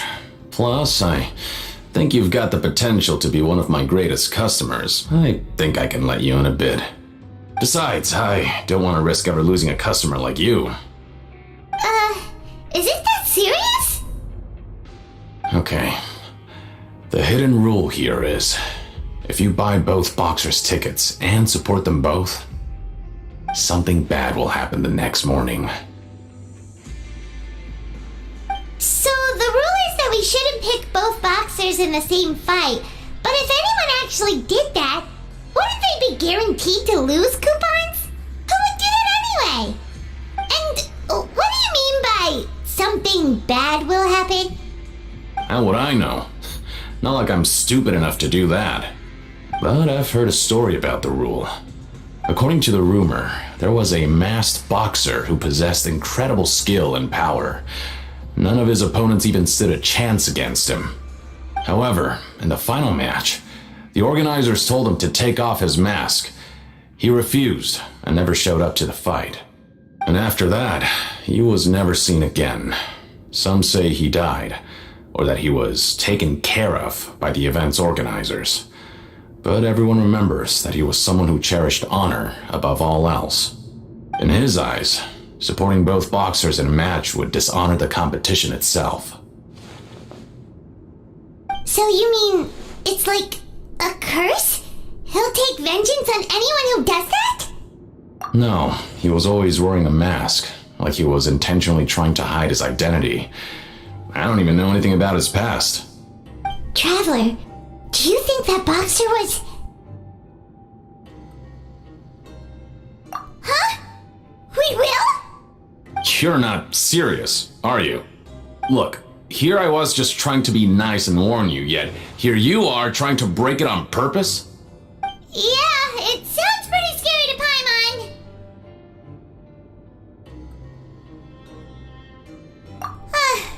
Seems you've made up your mind. Just be sure to protect Paimon, okay? Betting on both fighters will set you back about 3,000 credit coupons. If you have enough, then go ahead and give it a try. Just don't come running back to me if something happens.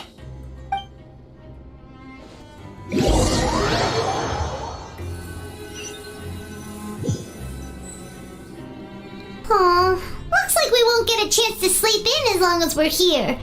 Let's get to bed early.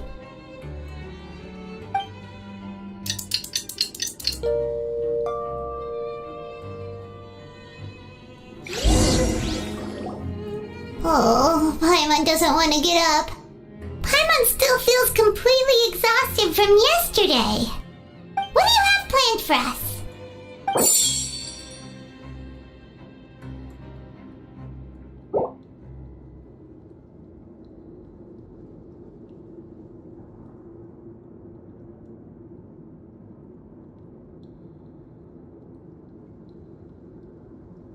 After working here so long, we're really but doing the same thing all the... Yeah,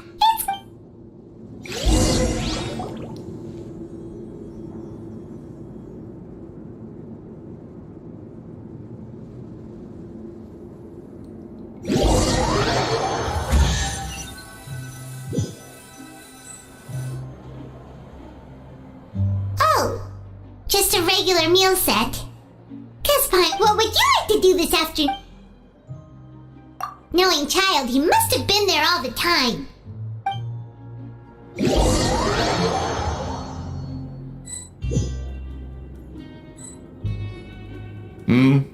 Are you two here to buy tickets? Better be quick about it. Another match is about to start. Who are the boxers in the next round? We have the reigning champ, Le Grappler, versus a contender from the Eastern Prison Block, Demon Horde. Are those their nicknames, or did they choose those names themselves? Either way, super weird. Since you're new around here, I'll help you out and give you a little suggestion. Even though Le Grappler is the crowd favorite, Demon Horde is a first-class dark horse with incredible potential. Anyway, for this match, I recommend that you pick... Huh? For both fighters? I can tell you're new to this, but I didn't think you were completely clueless. Maybe you don't quite understand the rules, no? Let me try to explain again for you more clearly.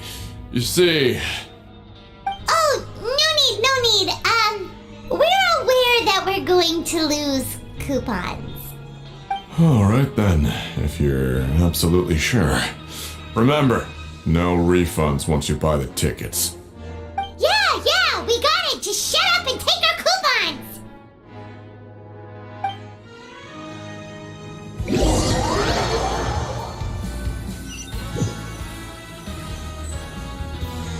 Seems we had a productive day. Hope we can make even more progress tomorrow.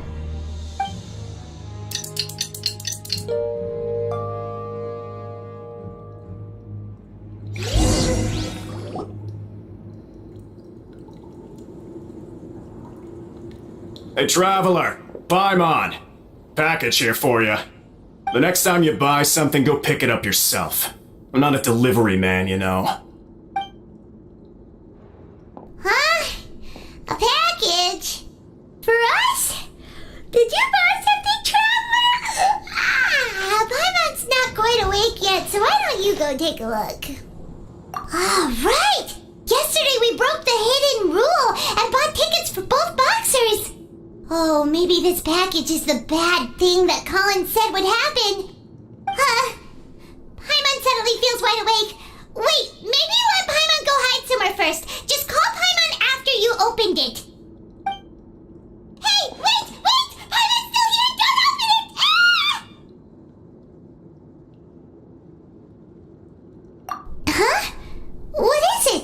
Are you okay?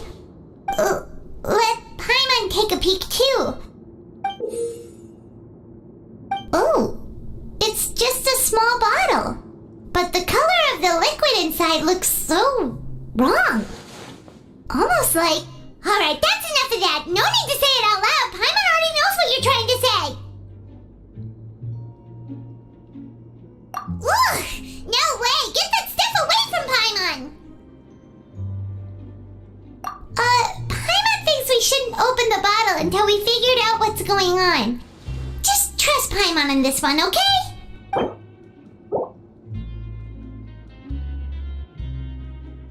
What do you have planned for us? Though it feels nice to slack off a little, less work means less coupons. Let's make the most of our morning.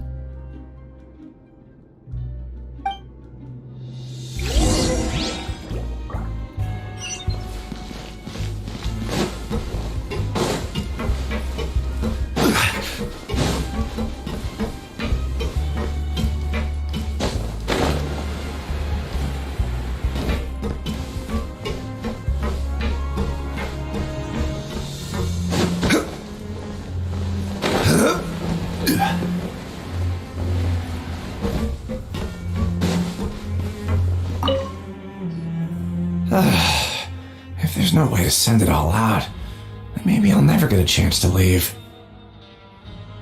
Who are you? We've never seen you before, and you don't look like a fellow convict. I'm not! Of course I'm not. Please, don't mistake me for a criminal. I'm a good, law-abiding citizen. Then what are you doing here? You sure seem anxious about something. I'm a promoter for Fontico, and I'm usually responsible for promoting our drink products. I thought I could complete my task here quickly and return to headquarters, but I've been here way longer than I anticipated. Oh, a promoter from Fontico? So what kind of problem did you run into? I'm so upset. It's all because of that Duke. After discussing the company's promotional plans with him, he told me outright that my project was worthless. However, in light of our long history of successful collaboration, I still tried to patiently explain the details. However, to my surprise, he just cut me off while I was speaking. Let me take a moment and recall his exact words. I'm just gonna stop you there and say no. If anything, I'm saving you time. It seems you don't fully understand the value of credit coupons here, nor do you understand the value of your own products. The former is because you are from the overworld. That's understandable, and I don't blame you for that. But as for the latter, only someone monumentally stupid, so breathtakingly stupid that they were completely ignorant of the value of credit coupons, despite living in the underworld, would ever possibly consider buying your drink. Let's just forget it. Anyway, that's how he rejected my proposal and asked me to come up with another solution with the condition that it doesn't cause any trouble for him. Can you believe that guy? Well, he is the head honcho here. Not much you can do about that. We met him too and could tell that he's the kind of guy that's hard to pin down. Fine. I know I should just let it go. I'm on his turf after all. His house, his rules.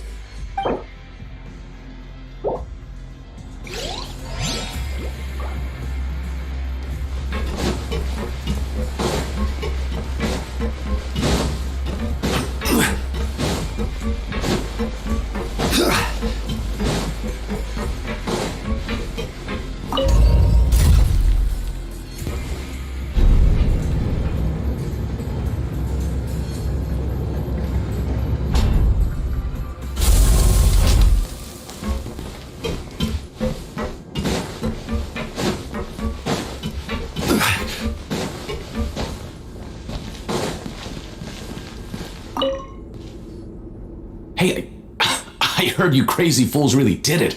You bought tickets to support both fighters, didn't ya? Well, did anything happen? Well, the next day we received a mysterious package, but we still haven't made any sense of the contents. So it is real. You didn't become cursed or anything like that, did you? Are you both still okay? Wait, are you sure that it's still you controlling your bodies right now? Paimon's not sure. What do you think, Traveler? Is Paimon still Paimon? Oh, okay. Well, that's good. Yeah, you two don't seem to have changed at all. But I wouldn't let your guard down just yet. Still, I didn't expect you would actually do it. You'd actually throw away coupons like that just to satisfy your curiosity? Even if we bought tickets like everybody else, it's not like we could hope to earn any coupons.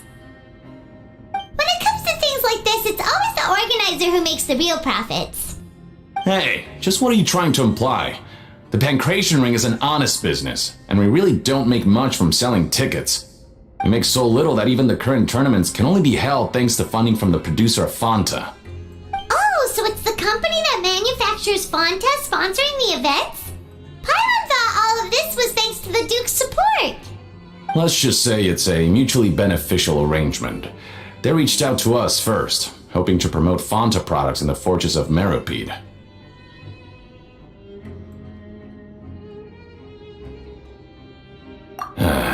Anyway, you try and take extra good care of yourselves these next few days, you hear?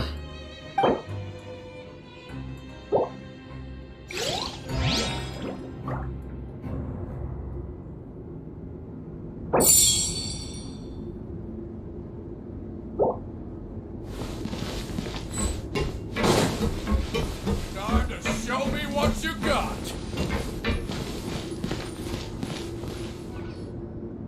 Hey, what are these papers scattered all over the ground?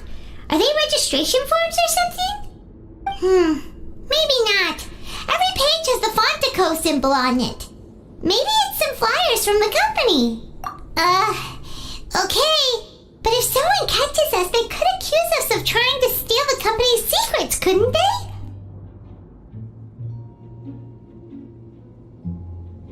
Oh, you're right. Guess there's nothing to worry about then. Let Paimon have a look here. Without assistance from the Fontaine Research Institute, development of the new product has been slow, and some researchers on the project have voiced concerns. We have no choice but to let the new product undergo the first phase of promotional trials without a designated name or packaging. We will adjust the direction of future development according to feedback. We have decided to only conduct closed, small-scale trials for the time being. Sure doesn't seem like anything unusual. The company is just trying to develop some new products besides Fanta. But it sounds like things aren't going well at all. Let's put these papers back where we found them and make it look like nobody went through them. Okay, good.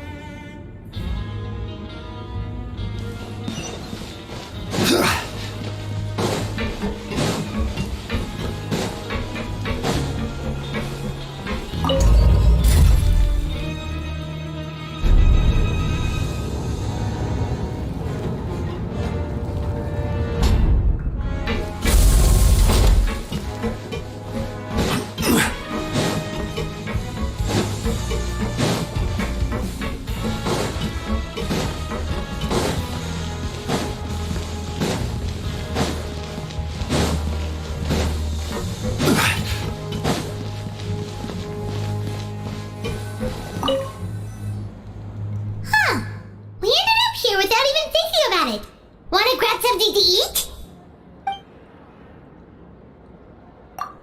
Alright, but remember that we bought this time with coupons, so let's make better use of it next time.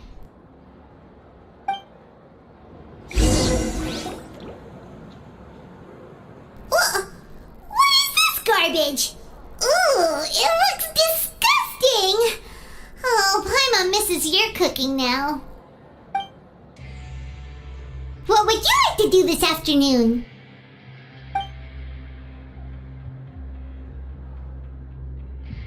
After working here so long, we're really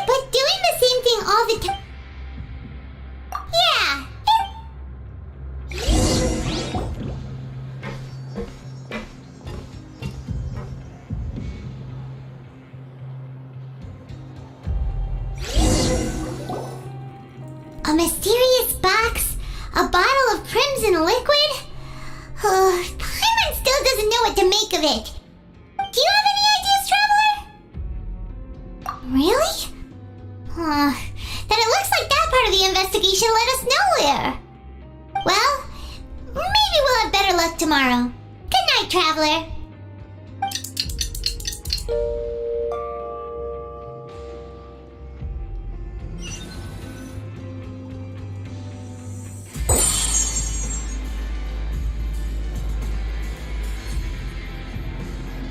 Okay, so we've investigated 2 of the hidden rules. Paimon didn't think this prison would have so many weird things going on. We'd better pick up the pace with our investigation, otherwise we'll never get anywhere.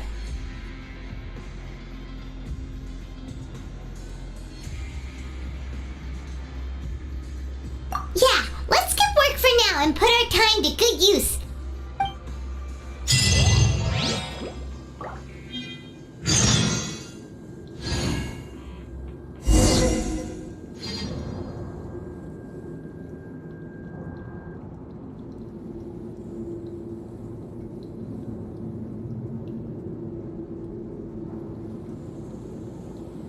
Osmanthus wine tastes the same as I remember. But where are those who share the memory?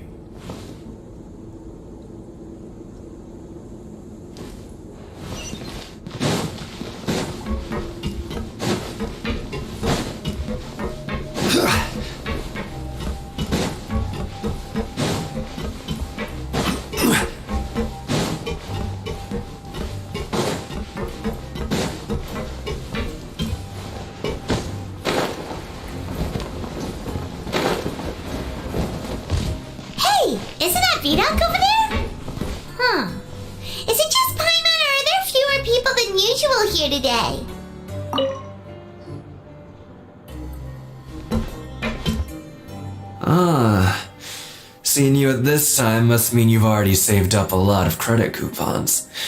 Or at least enough to skip work. Seems you're getting into the swing of things around here. Impressive. Very impressive. So, now can you tell us about the hidden rules you know? If that's what you want to know, I guess you couldn't have come at a better time. Huh? What do you mean it's a good time? Leonid and those other pesky broke urchins have all gone to work in the production zone. I wouldn't want them listening in without paying up. We get it! Just tell us already! So, you know those pipes that make strange sounds? Don't ever go near them at night. Even if you manage to avoid the guards, you might find something even more terrible there. Something even more terrible? Like what? A group of cannibals. Cannibals? In the Fortress of Meripede? Every month, they meet a few times in the dead of night. Rumor has it they might be connected to the people that have disappeared here. But what's even scarier is that they have a special proclivity. Since they have no way to dispose of the leftover remains, they have ways to transform them into other forms and keep them in the fortress forever. Paimon might already know what you mean by other forms. So that's what's going on here. Oh, Paimon's stomach doesn't feel so good. You two look pretty skeptical. No matter, learning the truth behind dark secrets isn't necessarily a good thing. I've got things to do too. I suggest you just act like I never told you anything. Traveler, can we just trust him on this one? Oh, Paimon doesn't want her blood and flesh entombed here for all eternity? Oh, so that's how you see the situation. Huh. You know, Paimon does feel a little better about it now. When will all the secrets end?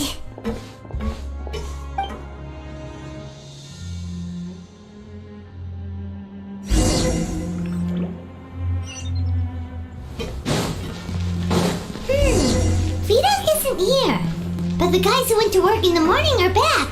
Let's go ask them. Just stay away from me. What? What are you saying? You shouldn't go around saying stuff like that.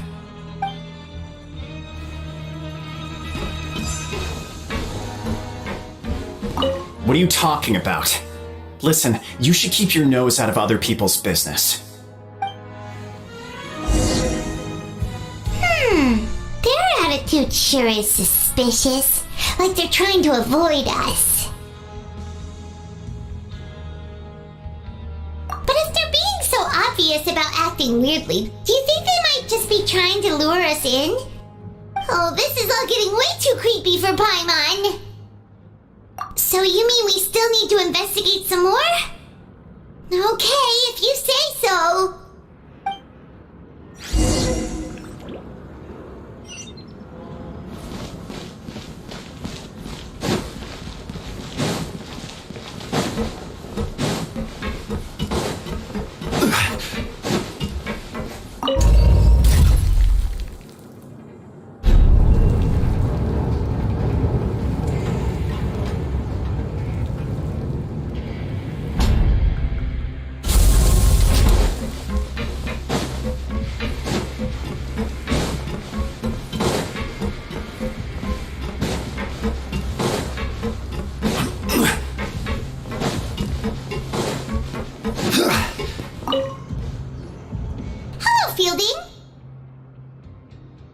What do you want?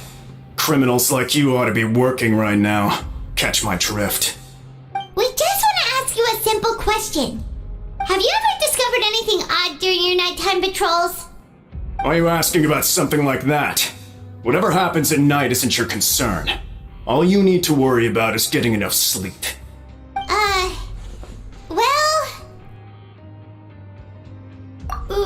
Right! We've heard it happens a few times every month. Paimon has sensitive ears, so it makes it hard to sleep. Really? I see. But it's not like I'm on duty every night. And now that you mention it, I recall my colleagues talking about something like that before. They say that strange things tend to happen at night on pipe cleaning days. Lots of us don't willingly take those shifts. So, what happens at night on pipe cleaning days? And they just conduct regular cleaning of the fortress's drainage facilities. There are 3 pipe cleaning days per month, and it just so happens that today is one of the scheduled days. You can try to confirm the sounds tonight if you want, and if they're real, then I can report the issue to my superiors for you. Oh, okay. Then we'll keep both ears out tonight. Now, if that's all, then I'll be leaving now. I advise you not to try anything funny, though. Even if I'm not on duty tonight, someone will still be watching you. Don't worry, we don't want any time added to our sentences. Oh, he left. So what do you think about the pipe cleaning days he mentioned? Right, both are a possibility. But Fielding did say that tonight is a cleaning night. Paimon knew you would say that. Alright, sounds like we'll be up all night tonight then. Paimon just hopes the guards don't catch us.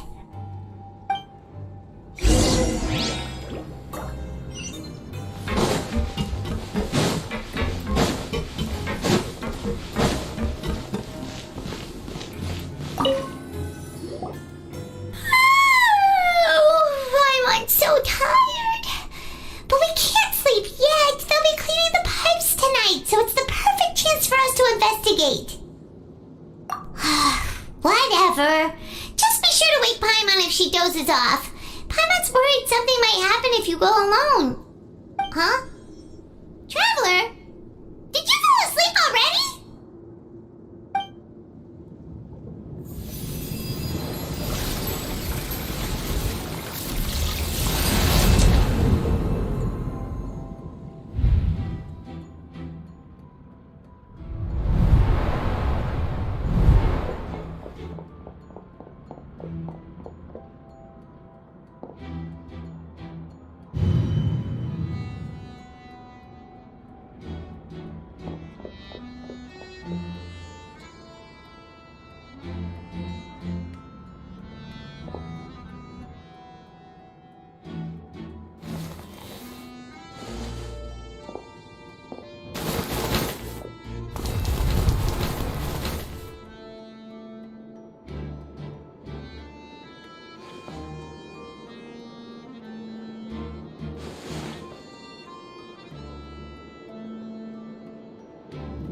Traveler,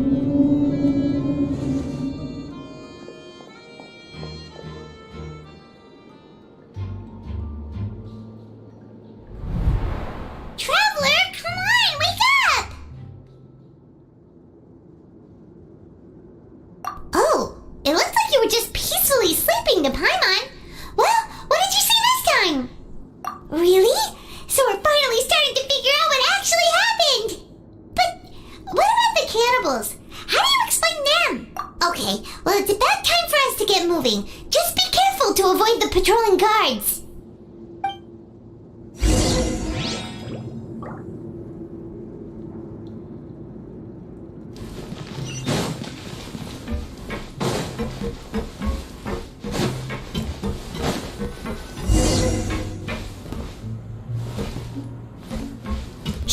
Careful! We'll get in trouble if the guards catch us! Hey, not this way! We need to get to that pipe, remember?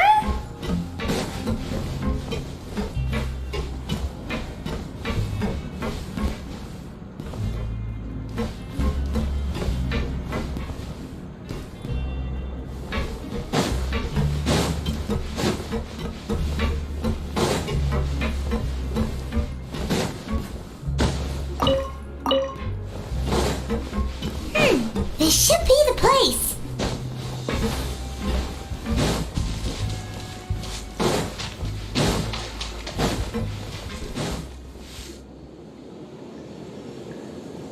What? I know you. You were the ones we saw. Huh. You've got guts showing up here. You know who we are, right? You'd better leave now. Ain't nobody coming here to save you. What'd you say? Yeah, so what if they were? If you push us, we can make those rumors a reality at any time. Hey, what's the point of all those rumors anyway? What exactly are you trying to do? I don't have to tell you anything. If you turn around, go back to the dormitories and act like you never saw anything, then I'll pretend that you never showed up here. Yeah, scram. Nothing worth seeing here. Huh? What did you say? Isn't that exactly what Boss said when he left? Hey, do you know our boss? Whoa, we had no idea our boss was such a big deal. He always kept his identity a secret. So, did he have you come here to find us? Oh, so you're Child's crew here? Seems like he had no problem fitting in. We're the only ones who heard him say those words when he left that night. So unless he somehow told you those exact same words after that... All right. I guess that's proof enough for me. I believe you. Wow, those dreams of yours sure come in handy. We gave him the business for a while and would always give him a hard time when he first came to the fortress of Maripede. But here in the fortress, the strong will always earn respect. He was working the longest hours and racking up wins in the Pancration Ring. You could always see how amazing he was, even when he was teaching us a lesson. So eventually, we all decided to follow him.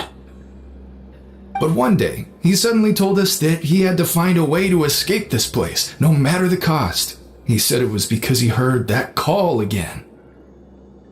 And as his crew, if the boss wants something, then it's our job to get it done. So, we got to work and used the hidden rules that were here to make up and spread the rumor about the cannibal rule. We just wanted to give him a better chance of escaping on a night after the pipes had been cleaned. Oh, thanks to your rumor, nobody would want to come anywhere near here, prisoner or guard. Wow, it sure is easy to exploit people's fear of the unknown. But hasn't Child already escaped? Why are you all still coming here after pipe cleaning day? Because as far as we know, the pipe he went into isn't actually an exit.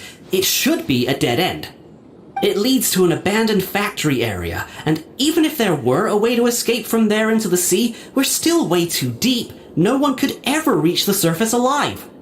But Boss still insisted on going in. It's like he was obsessed about it. So we told him that we'd pretend as if he never existed while he was gone. and that if he wanted to come back, he should wait for nighttime on a pipe cleaning day. That way, we could meet him here and help cover the whole thing up. So you come and wait here through the night a few times a month just because of that promise?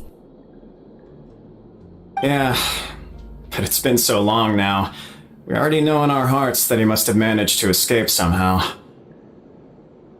Is it also possible that something unfortunate happened to him?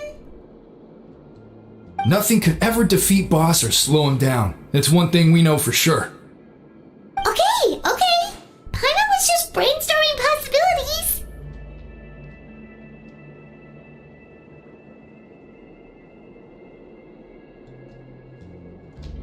Alright. Keep quiet and follow us.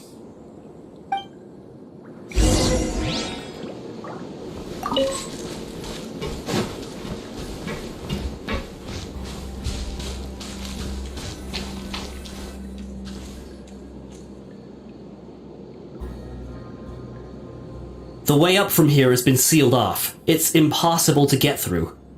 Boss left by going down from here. It wasn't full of water at the time.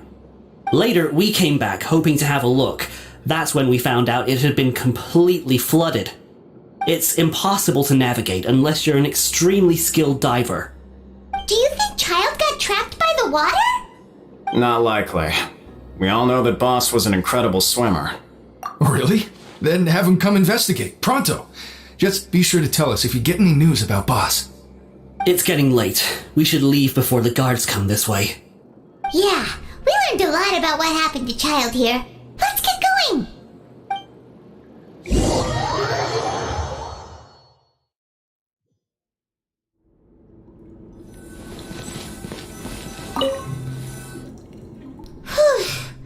We finally learned some key information. Seems all of our investigative work has finally started to pay off. When you said you knew a diver, you were talking about Fremine, right? If we ask Linny, he'll definitely have Fremine help us. Ugh, why is Child like this? What was he doing going into the pipes? Not making our jobs easier, that's for sure. Fortunately, though, it seems like it's only a matter of time now before we find out what really happened. Now that we can finally relax, I'm starting to feel super sleepy. Let's try to get some rest while we still can. Night-night, traveler!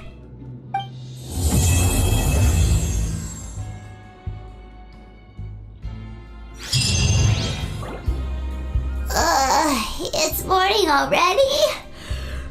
Paimon still needs more sleep.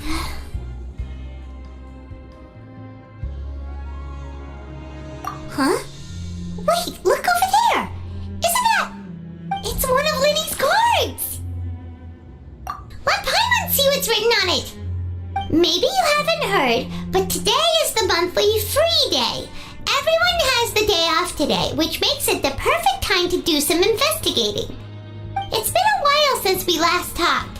Have you been making any progress lately? Let's meet at our usual spot in the factory area before lunchtime. I have new information. Ooh, today's our lucky day. We have the day off. From the sound of it, Lenny's been making progress with his investigation. Wonder what he's discovered. We still have some time before we meet up. Let's talk with the people here for a bit more before we go.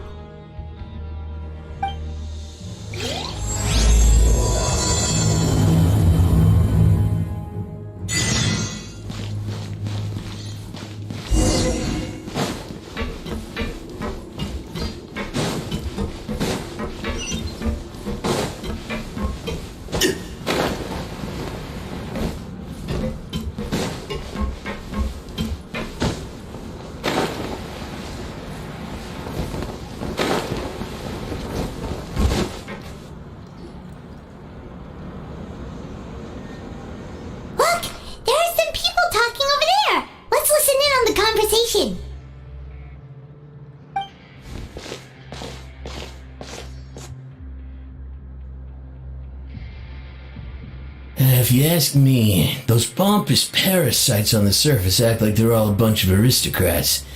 Do any of them give half a hoot about a bunch of dogs like us?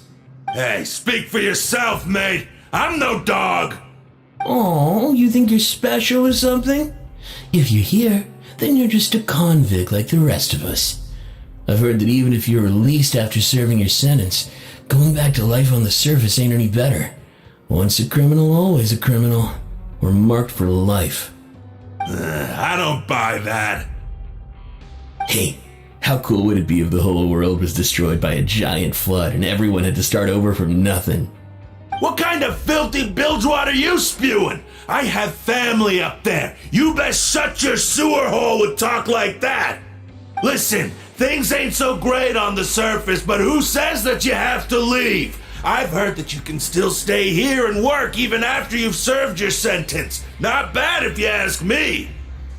Who wants to live in the ruddy overworld anyway? And what makes you think they'd want to hire someone like you?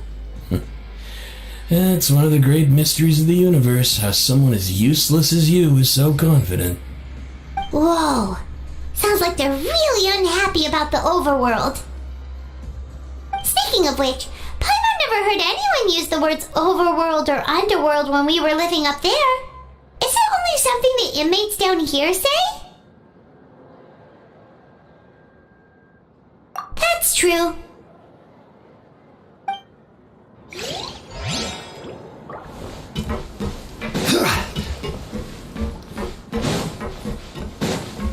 I'll never get a handle on all this pain. I need a holiday.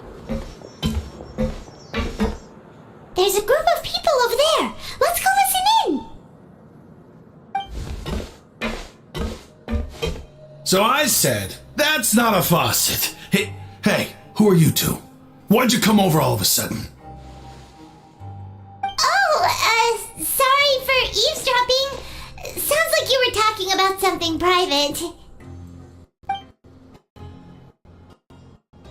What's the matter? They're just looking to join in on our fun, that's all. Hey, don't pretend like it's okay for them to just interrupt us like that. Yeah, fine.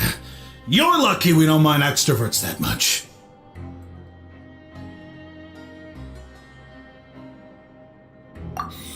You hear that, Quisto? What nice! Your expressions tell me you're looking to hear some juicy info, am I right? But before that, it just so happens that I know you two. Really? Are we that famous? You kidding? How often does anyone get a personal tour led by His Grace himself? Practically everyone was talking about it. Word has it that you also caused quite the kerfuffle. A little mistake, huh? I like the way you put it. You see, people with a good attitude can join our group anytime, unlike some of the others here. Your group?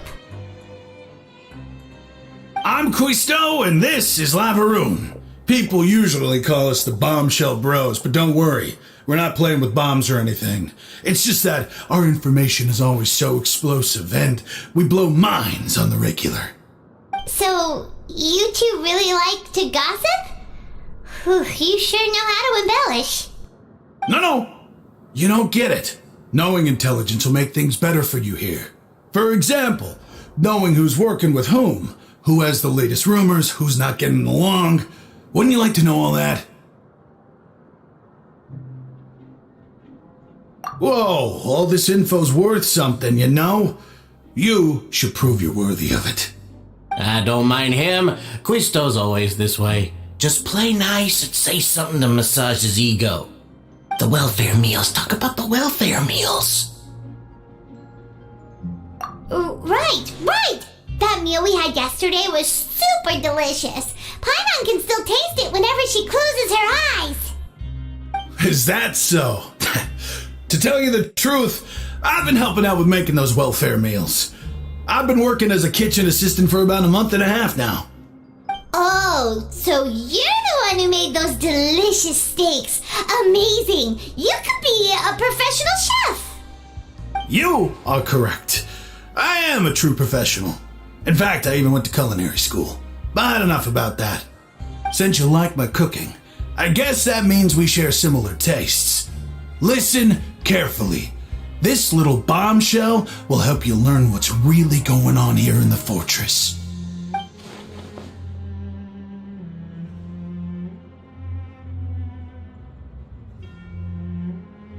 Listen, kids.